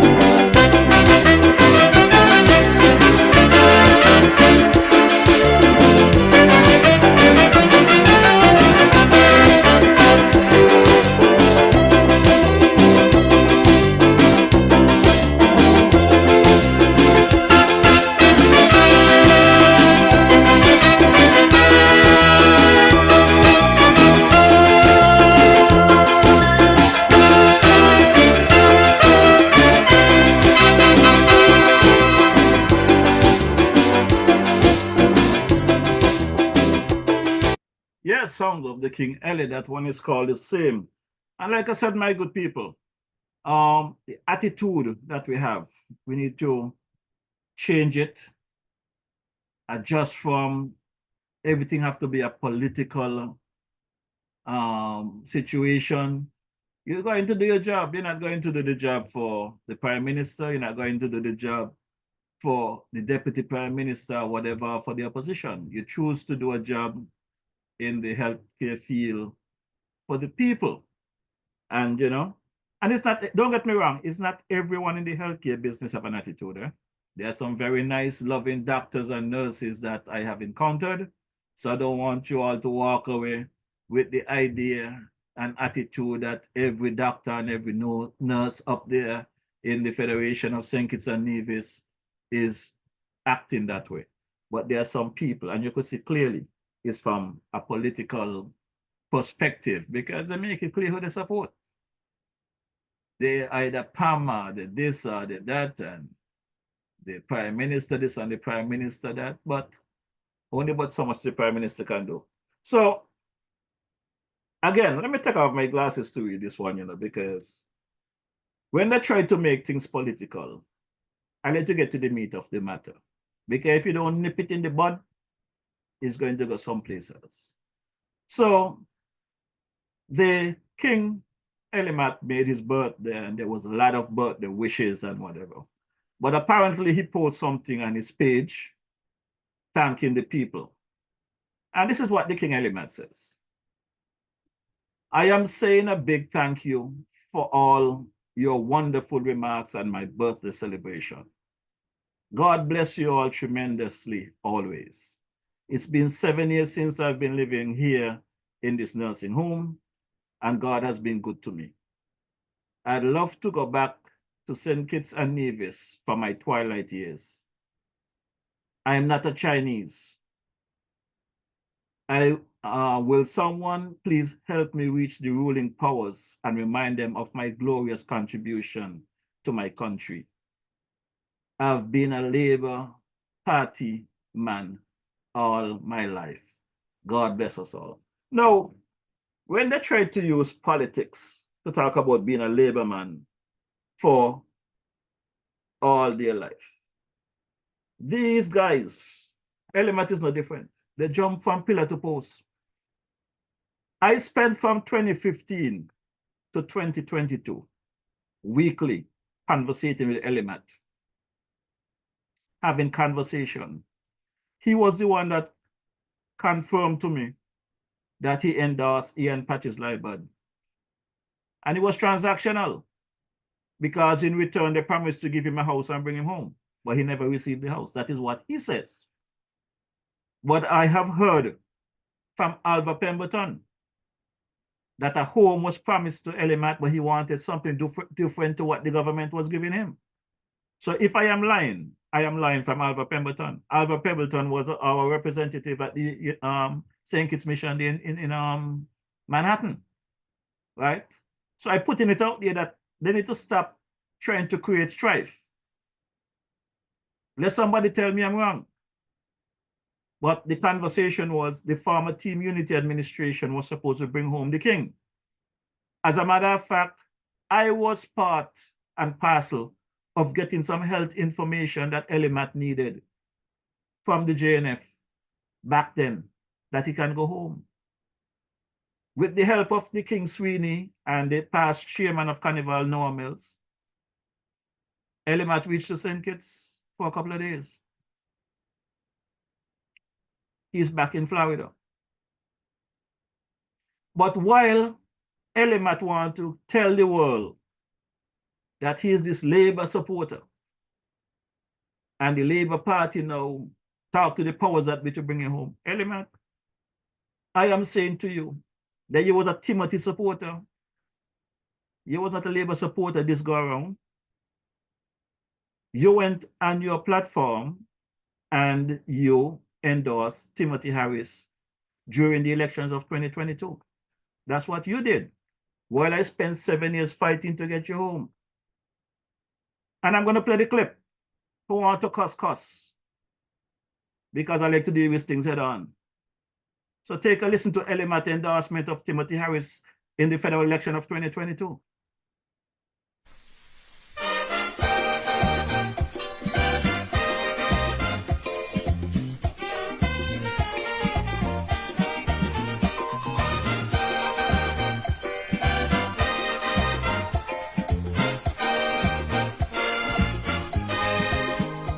Good night, good night. This is King Elimat, the hardest head of Newtown, of the East. I am a warrior just like you from the East. I am here to send a serious message to you tonight. Many years ago, I sang a song called The Poor Can Take No More. Little did I know, little did I know then that years later, a man named Timothy Harris, Dr. Timothy Harris, would come along to change and champion the cause of the poor, to make sure that the poor had a fighting chance. In these tough economic times, we need a leader like Timothy Harris. Dr. Harris is presenting us with Jackie Bryant, and Jackie Bryant is going to make sure that our streets are safe so people can run through the streets of Newtown carefree once again, the way that we did in the old days. Let us remember one thing. Newtown is for Newtowners, and we are talking about all who live in Newtown. We are part of East Bastia. We are at the heart of East Bastia. And Jackie Bryant, I am endorsing Jackie Bryant tonight. I'm giving her the only strong woman in the race to do what she says she's going to do. And she's going to work hard because guess what? She's from Newtown. Jackie Bryant, I, Elston Nero King Elimat, endorse you. I do that from the bottom of my heart, and I know under the leadership of Dr. Harris, Timothy Harris, we all, the people from the East, the warriors of the East, we are going to prosper, we are going to do good, we are going to do better. So let us come out and vote for Jackie Bryant. Let me remind you that we have voted for the SAW. Jackie Bryant on the Dr. Timothy Harris. You're looking for the SAW. Vote for the SAW. Jackie, I wish you all the very best. PLP and Jackie, synonymous with good health, strength, prosperity. King Elimat, 17 crowns. I am your champion, and Jackie will be my champion and yours too. So let us get out there and get behind Jackie Bryant. Let me remind you that we have voted for the SAW. Jackie Bryant on the Dr. Timothy Harris. You're looking for the SAW. Vote for the SAW. Jackie, I wish you all the very best.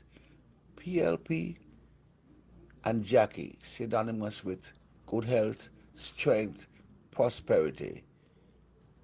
King Elimat, 17 crowns. I am your champion, and Jackie will be my champion and yours too. So let us get out there and get behind Jackie Bryant. You know,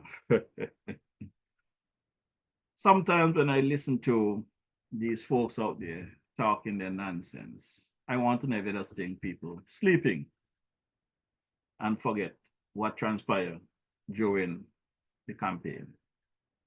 While I was out there trying my best to get rid of that ruthless, selfish, I don't know what to call him.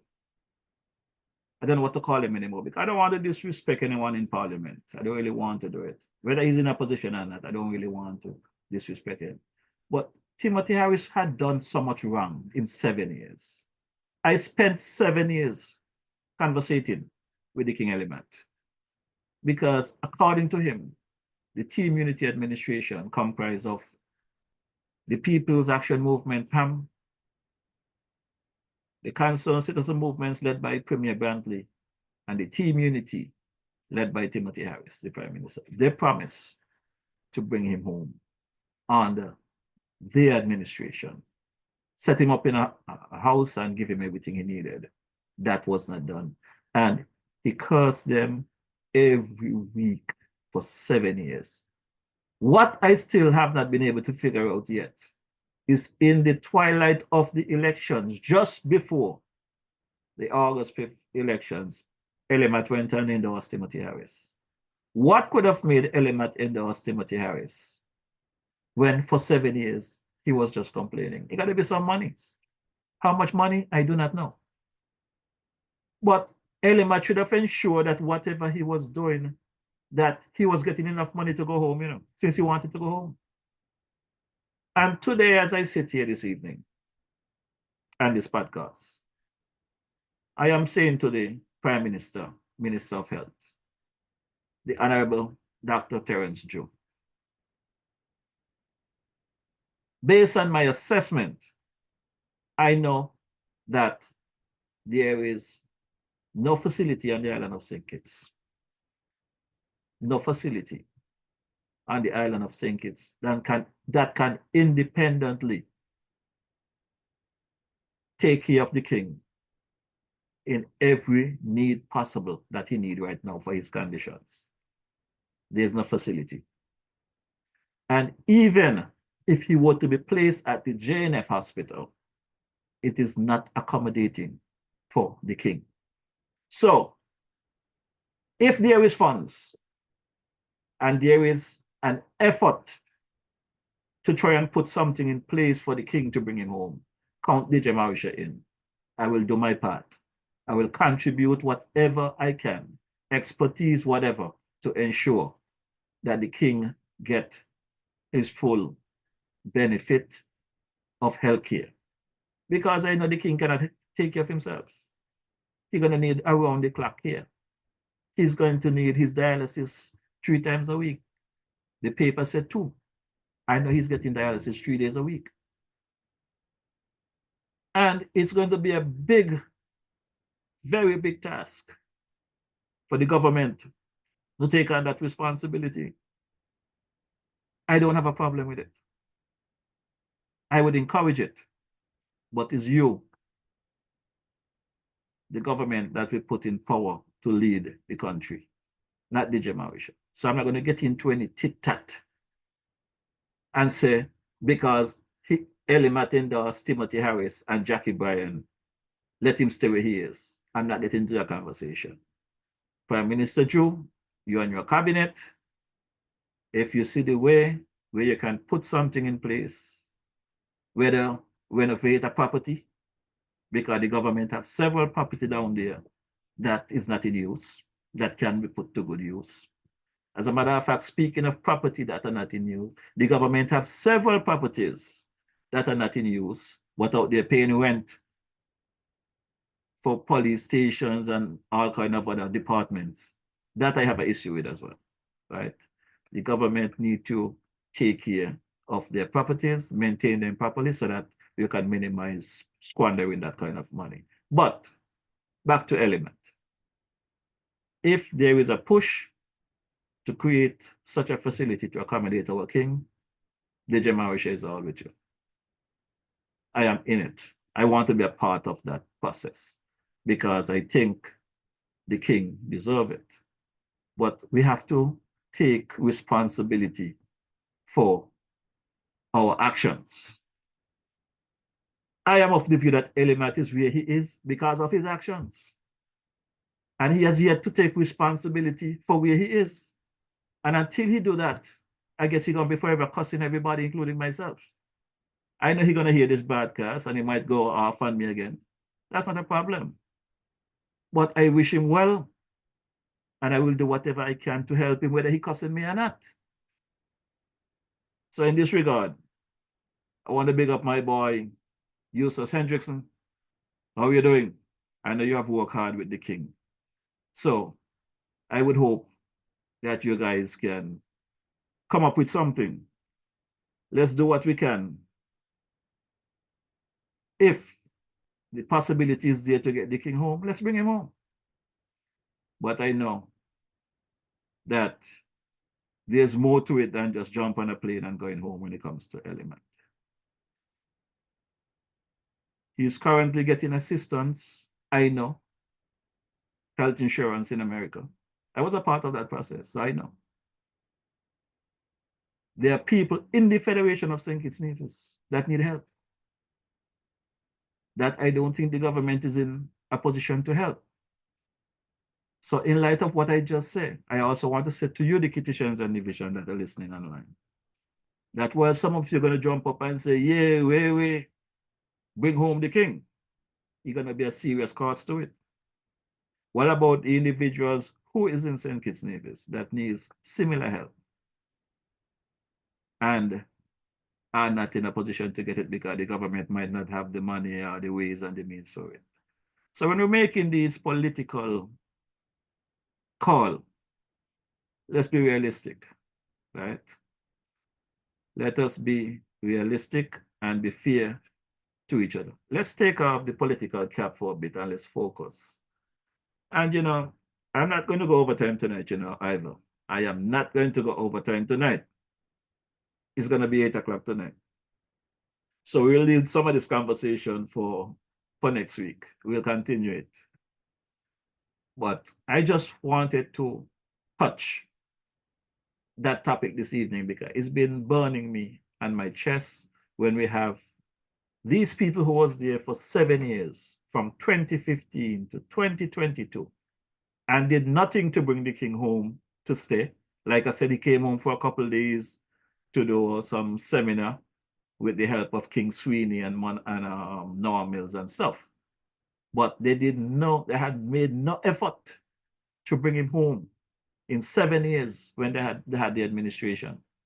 But the Labour administration, who is there for 17 months, they now start with the propaganda to bring the king home for his twilight days, which is nonsense. You know, that is nonsense. So my good people, I think some of us want some cats in our head. I had my test at Montefiore on the weekend, so I am good. Are you ready to go? So let me drop this one from my boy, brother Thaddeus Depasoa, and my boy there, Everson Harris over there in Toronto. Kate in the choir, how are you doing?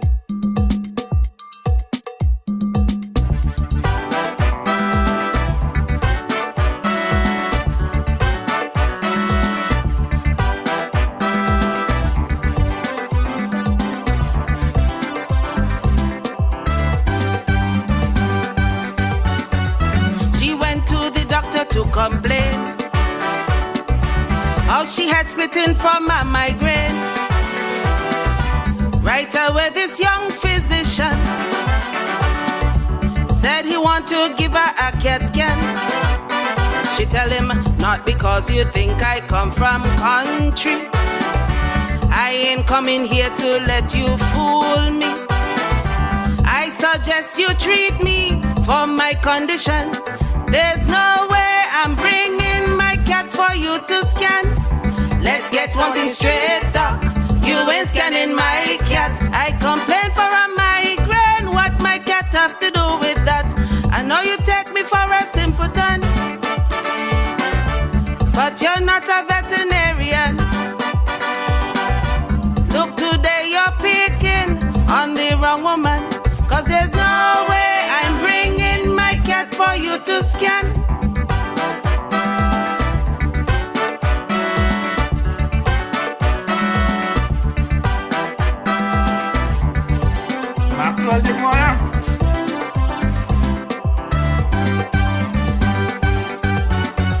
The doc told her, listen, young woman, I think you have the wrong impression. He explained to her that a CAT scan is similar to a mammogram. But despite the doctor's explanations, she kept on voicing her objection. I told you of my on a quest, because now you want to examine my chest. Let's get something straight up. You ain't scanning my cat. I complain for a migraine. What my cat have to do with that? I know you take me for a simpleton, but you're not a veterinarian. Look, today you're picking on the wrong woman, 'cause there's no way I'm bringing my cat for you to scan.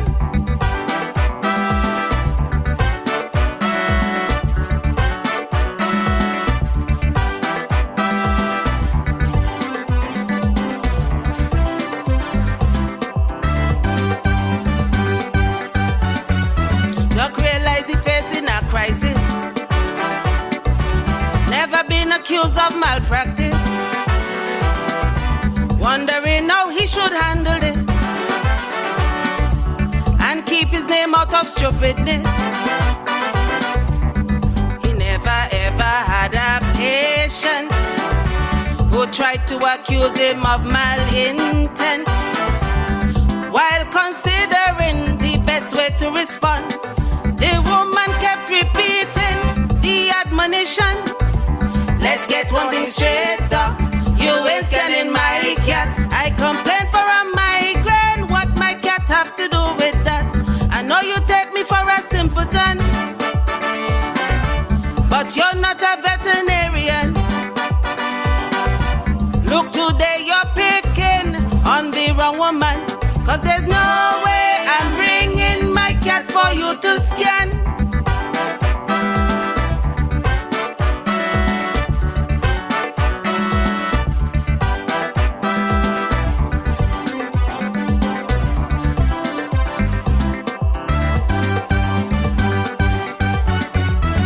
The doctor took the decision to treat her with a sedation. He said, I'm going to give you an injection, after which you'll have to lay down. But she said, Doc, you're acting real suspicious, like you want to make me unconscious, to put me in a state of helplessness. So now you can start scanning my cat and my chest. Let's get something straight up. You ain't scanning my cat. I complain for a migraine. How my cat get mixed up with that? I know you take me for a simpleton, but you're not a veterinarian.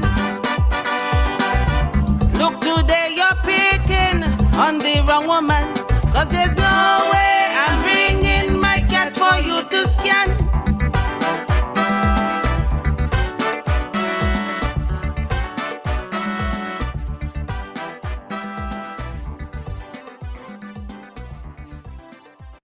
That's a serious doctor there. The doctor, doctor want to scan the cat. I think that's Tony, you know, the man there, Joseph Hendrickson. He had a CAT scan machine at the studio some time ago. I think George is using it more often than him, though. You know, my boy Carbo, I got to give my boy Carbo some credit, boy. Carbo continued to impress me. I got a clip here from Carbo a few days ago. Carbo said, DJ, business is going good here in Fountain, you know. The folks are coming in, they're enjoying the delicatessen, the goat water and the fish and fungi and stuff like that. So I had someone do a little clip. So I am glad that Carbo took the initiative and get this clip done. So he's going to make its debut here tonight on the DJ Marisha platform. So I don't need to keep repeating myself all the time, right? So let's take a listen and hear the new clip for the Carbo's Eatery there in Fountain, Nevis. Carbo's, located at Fountain Village in Nevis, is the go-to spot for your Saturday treat. Tantalize your taste buds with his delectable Carbo's Delicacy Goat Water. Or, if you prefer some soul food, then Carbo's Fungi and Fish is definitely the way to go.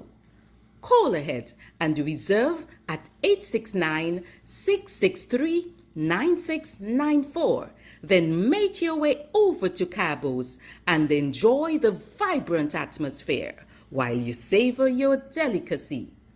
Cabo's, we are not changing, we are only improving.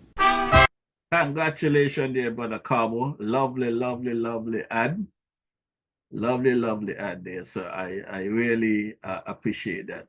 And after listening to Carbo's ad, you know, I decided I got to drop this track for our people. I'm gonna give you an extra 2 minutes. I'm gonna drop a track here. This one is for you because I have to put on my guns again very shortly with some of the things I see happening in our beloved federation. I'm trying to take a break, but sometimes I get antsy when certain things ain't going the way it's supposed to go, and they try to mislead you on certain things. So I'm gonna have to do some punches eventually. So again, good evening to my baby girl there. Baby girl, how you doing? It was nice seeing you on Monday. It was good having you around. Good evening, Sister Anne Farrell Smith. How are you doing? Hope all is well. Folks, waiting to get some information to finalize Leo the broadcast of Leroy's David funeral, but according to some preliminaries I'm hearing, the viewing will be next Friday, the 9th of February, and the funeral should be on the 10th.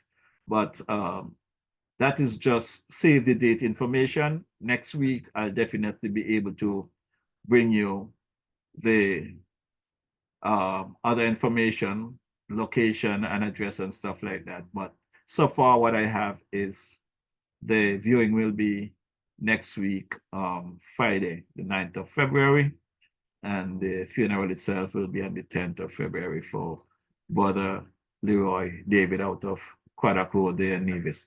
I want to say good evening to my cousin there, Sister Gloria Hutchinson. Hope all is well with you folks. Don't forget to check out Smart Fit over there at the old Simaco building next to Skelec and Central Street. Gloria, just tell her the DJ Marisha sent you. A lot to see. Check her out also over there at Kean Street, right across from the 4th Street area there. Check out Smart Fit Gloria. Number is 869-662-7141. Also, don't forget to check out my boy there, Uncle Joseph, down there at the Garvey's Estate in Palmetto Point, Trinity Inn, Boyd's Village, whatever you want to call it, is right there, the Mill House Guest House. And Uncle Joseph can accommodate you with places for parties, weddings, whatever you want to do. His number is 869-668-3092. That 869-668-3092. There's also a place to stay if you want to have a short stay, whatever, plan whatever in advance. Feel free to check out Uncle Joseph. Don't forget to check out my boy there, Mike, over there at the Jamrock restaurant in Frigate Bay. Also serve lunch and dinner. My boy there, Marshall's in Frigate Bay as well. Check out Marshall's for his lovely dinners there, top class dinners. Want to big up my boy Ras there in the back way bar there in the Parsons area. Check him out for his bullfoot and cook up and fish tea and thing there. Check him out. Also, the ILO, the Run It bar up there in Love Zone in Taba. There, check out ILO. Tell her DJ Marisha sent you. The man Shabbas there down in the Newton Young area there, right up the road there from the Felix. Had some lovely pig feet there, some sauce. Very good job there, my brother. Also, my boy Geezer there at the entrance of the ferry terminal. Barbecue, everything that you want there. My girl there, Carmen Catering, still on vacation, waiting until she's back to give some update. And Carmen Catering. So yeah, a lot is happening. But let me drop this track here, put on my guns again. I know Ara has one as well, my boy, rest in peace. But I just love this one by the King Shorty. I want to thank my nephew there, the man Glenville Lawrence, for putting my clips together for me and continue to serve me. Your uncle love you. So stand by.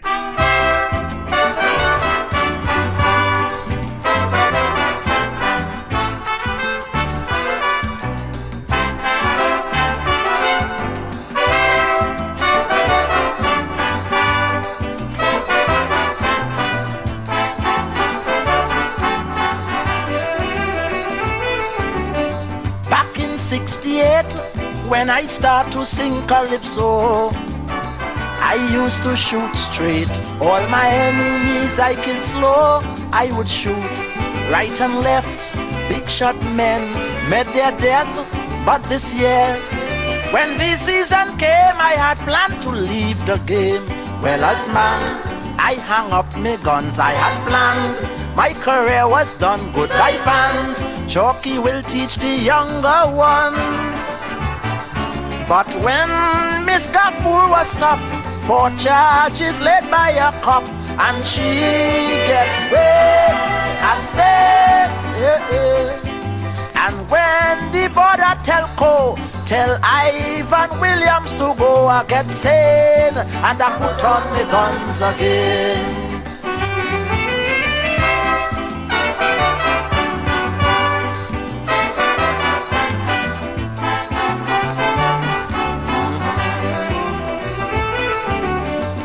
Told Superior 75 would be my last year. I'm going overseas to further my history studies. 4 crowds now, 1 tempo, and I can't sing fast so before the crowds boom me down, let me leave the people tongue. So as man, I hang up me guns from this land. I had planned to run, goodbye fans. Chalky will be in Washington. But courthouse changed my fate.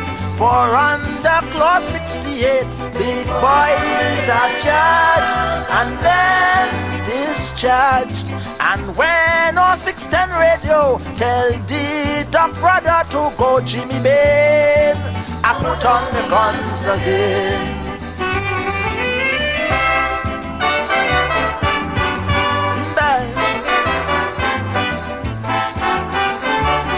This is Caribbean. Every year I sing, and yet the same thing's happening.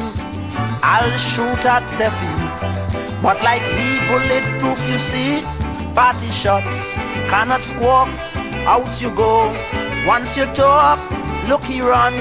Mr. Owen Merritt from the States and the Senate.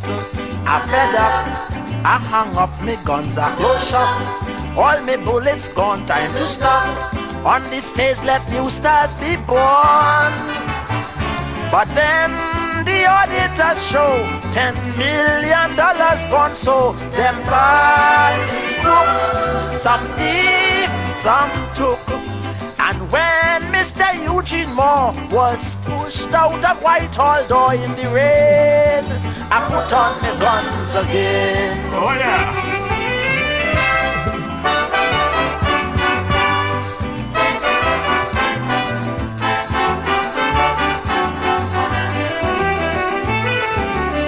I told CDC I've stopped singing to start teaching. For as I can see, their judges also need training. Many men do not know what is true. Calypso, so I feel I must train the young that our art form won't go wrong. I hang up, me guns on the line, I close shop. I plan to resign, time to stop. Then sobers made me change my mind. For when King Sobers kneel down in front the Queen in Bridgetown, a king is right, can't be all night. And when them big store owners push out for apple vendors in the rain, I put on the guns again.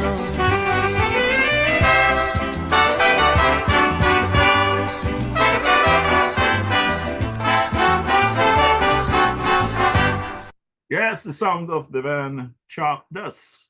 Put on me guns again. Oh boy, I want to say good evening to my boy there, brother Sebastian Williams. How is sister Etty? How you guys enjoying the Federation? Brother Jetty Taylor, good evening, sir. Brother Joseph Brooks, you guys are having fun. Zeke Percival, good evening. Sister Annette Franks, how you doing? Hope all is well with you guys. You know, I was about to take my leave, but then I felt the pain that my boy Ivor was there crying. He just wanted a few more tracks. But Jetty, I'll look into the song for you for next week. But in the meantime and between time, let me try and drop this track here by Jazz. This track, I just love this one. Stand by.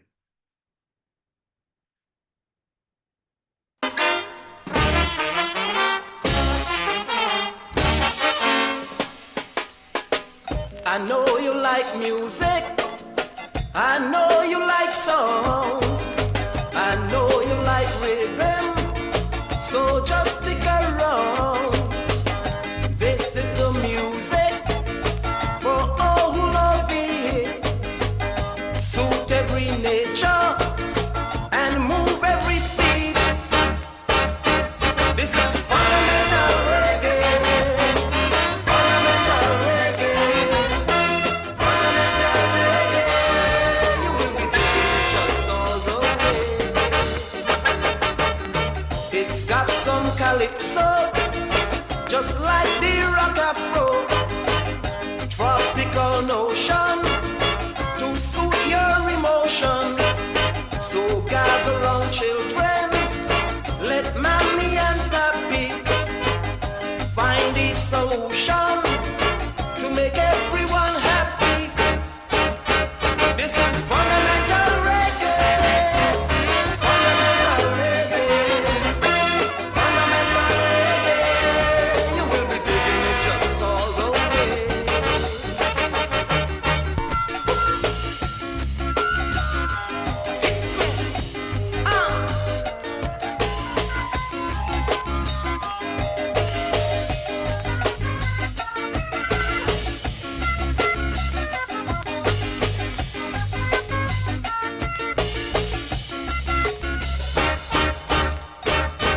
This is fundamental reggae, fundamental reggae, fundamental reggae. You will be digging just all the way. I know you like music, I know you like songs, I know you like rhythm, so just stick around. This is the music for all who love it. Got some calypso, just like the rock afro. This is fundamental reggae, fundamental reggae, fundamental reggae. You will be digging it just all the way. Fundamental reggae, fundamental reggae, fundamental reggae. You will be digging it just all the way. Yeah, fundamental reggae by the Jazz there. I wonder if you remember this one, Ivor. This one was a glorious song back in the days. This one give you the encouragement to forward on. You star, how we go forward. Zion, here I come. I want to live my life, though it will be ended. Show the brethren how to be self-dependent. For all the dreads. Do the right, not the wrong. Choose your own destiny and forward on. Yeah. Find a way to benefit someday. Don't give for good just sake the things you not go take. Forward on, brothers. Forward as one. Yeah. Forward, sisters, with little cohesion. Like birds of one feather, let us forward together. No time with Babylon, get some culture and forward, forward on. Yeah, man. Yes, sisters. Dennis Jones. You don't have to answer. Little push up, girl. Society go kill you. Sister, that false pride you have to eliminate with some cohesion. Both of us communicate. Try to see eye to eye. Keep the love burning. Don't let the fire die. Pride and dignity never come from society. I want you so, you go reap. So look before you leave. Forward on, brothers. Forward as one. Yeah, man. Yeah, yeah. Forward, sisters. Little cohesion. After every night, come the morning light. So no time with Babylon. Get some culture and forward, forward on. Pick it up. Whosoever exalted shall be abased. Oh, you humble, one time we shall be raised. Whosoever exalted, him shall be abased. Oh, ye humble, what time we shall be raised. Bridge the gap, bridge the span, sight up your brother, elder man. Like hand in glove, forward one love. So we live, so we learn, so the wicked are go burn. And forward, forward on, brothers, forward as one. Forward, sisters, the little cohesion. Yeah, yeah. We're birds of one feather. Let us forward together. No time with Babylon. Get some culture and forward, forward on. Forward on, brothers. Forward as one. Forward, Zion. Forward, sisters. The little cohesion. Forward, forward on, brothers. Forward as one. Forward, sisters. The little cohesion. Yeah. Forward on, brothers. Forward as one. Yeah, man. Forward, sisters. The little cohesion. Yeah. Forward on, brothers. Forward as one. Forward, sisters. Yeah, songs of the GIs there. Forward on, brother. Want to big up my partner there in the Bermuda area there, but Alan Douglas, how are you doing? Hope all is well. How is the family there? Hope all is well with you guys. I also want to touch Sister Joycelyn. How are you doing there in the UK? Sister Tracy Jeffers, how are you doing? Tracy Powell, Nesta, hope all is well. Brother Luther Kelly, good night. So how are you doing? You by Balang with Julian. Who else there? Is the Suzuki there? Oh, the big up your guys. Make sure you guys leave my honorarium until I get there. You know, forward on. We're gonna drop another track here now by the GIs there. This one gonna be coming from the man Tambora, Jerry Mapstick.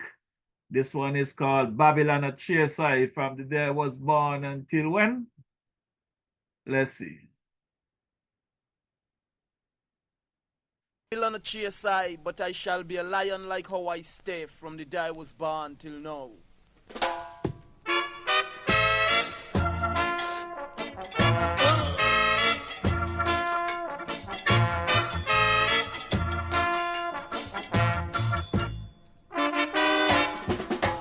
Running from the day I was born, and I can't find a place to go.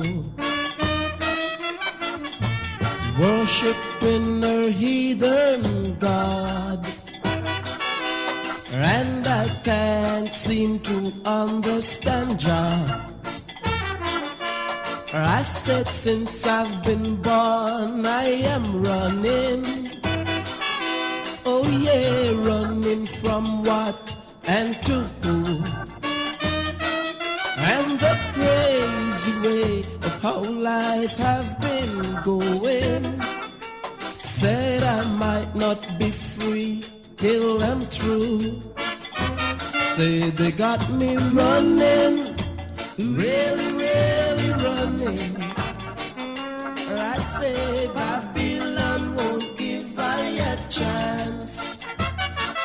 You took away I culture, rob I of I wealth. So Joshua lick them and burn them for right. And now I am seeing the light. Said I know what is wrong and what is right. Since I got to know who is Rastafari, I say Babylon can't even shine. And I'm determined to get peace of mind. Oh yeah, I got to be in front and not behind. And be the man that Jah want I to be. And not the fool Babylon has made of me. Oh, but they got me running, really, really running. Oh yeah, Babylon won't give I a chance. You took away I love and taught I how to hate. So Jah will lick and burn them and I can't wait.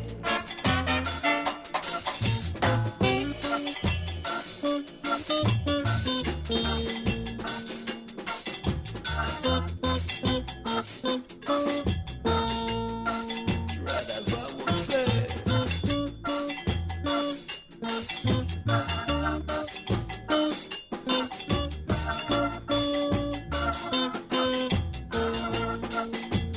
Yeah, they got me running, really, really running.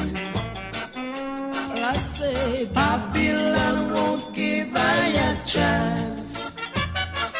You took away I love and taught I how to hate. So Jah will lick and burn them and I can't wait. Oh, they got me running, really, really running. Babylon won't give I a chance. You took away I love.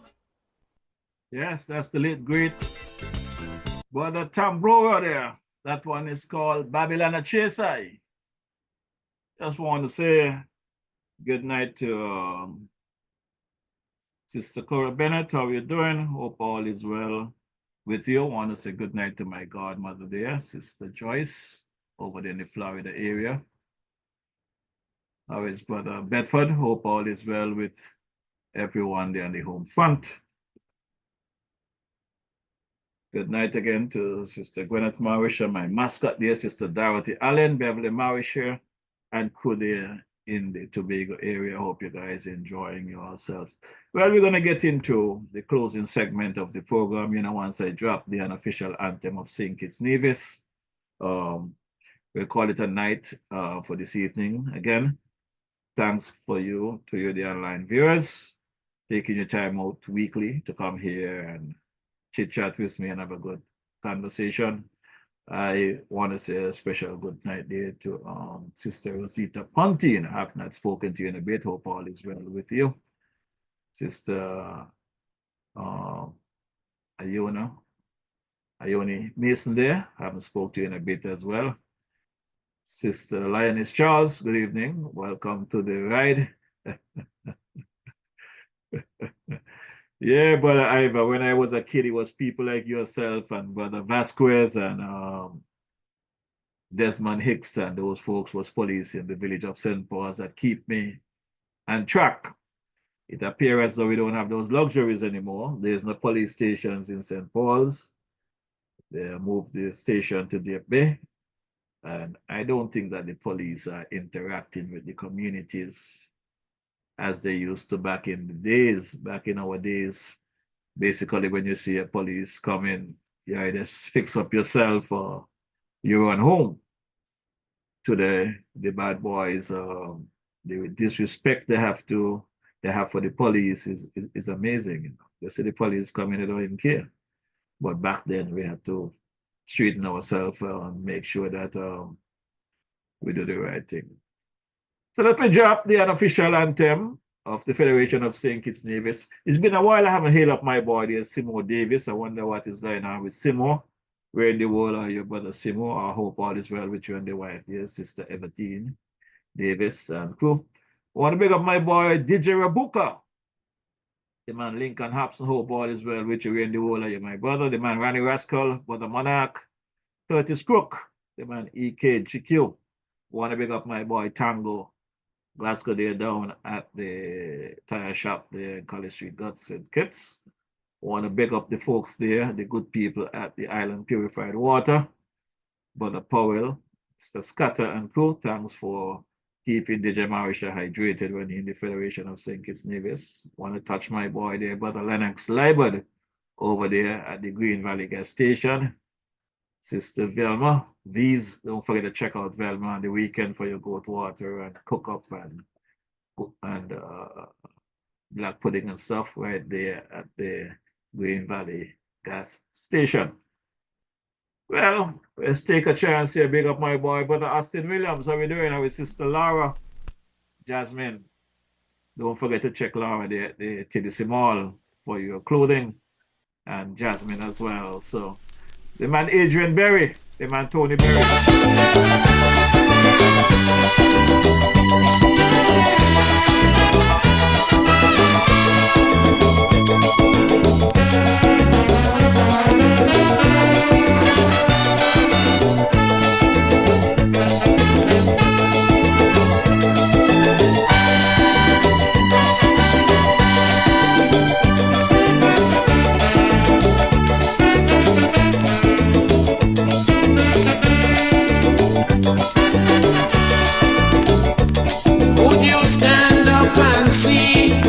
Country dying and never lend a helping hand. Hope you see your children's future dwindling, creating much disillusion. Or would we watch on idly, disregarding our self-sufficiency? Maladministration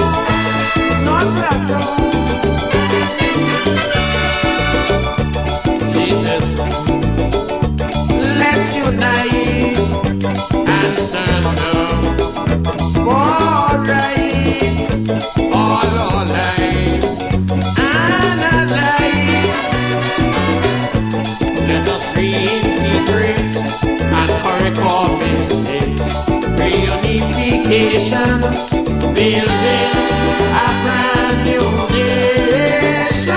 We move on together hand in hand.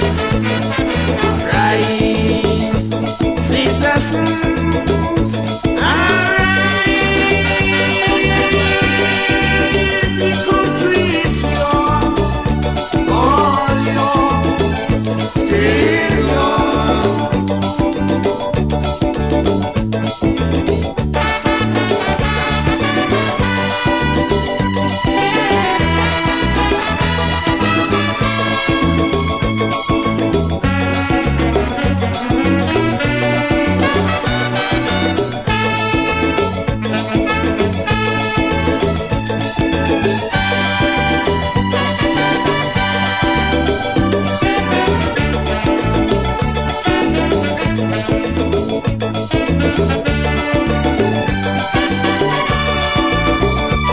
Can your conscience be clear?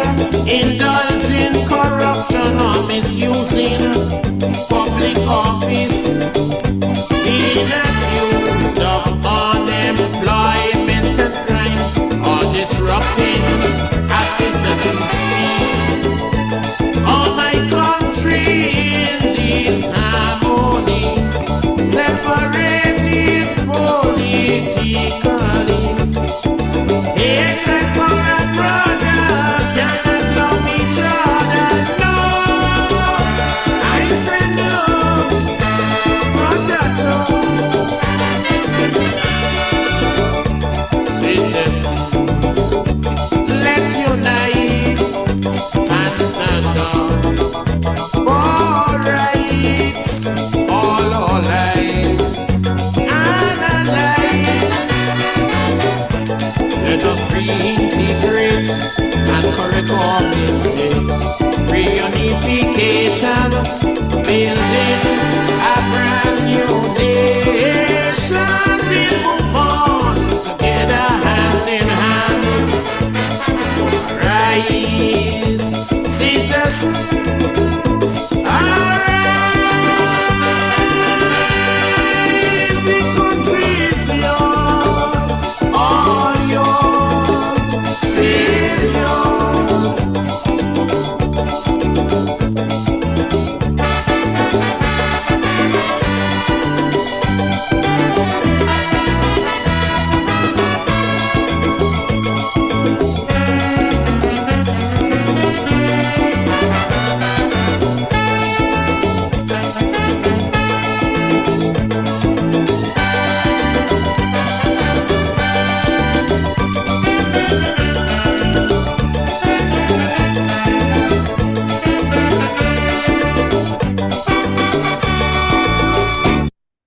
Yes, folks, that's the song of the late great King Arrow. That one, it's called Arise. Lovely track. In the meantime and between time, gonna call it a night. Like they said, every good thing must come to an end.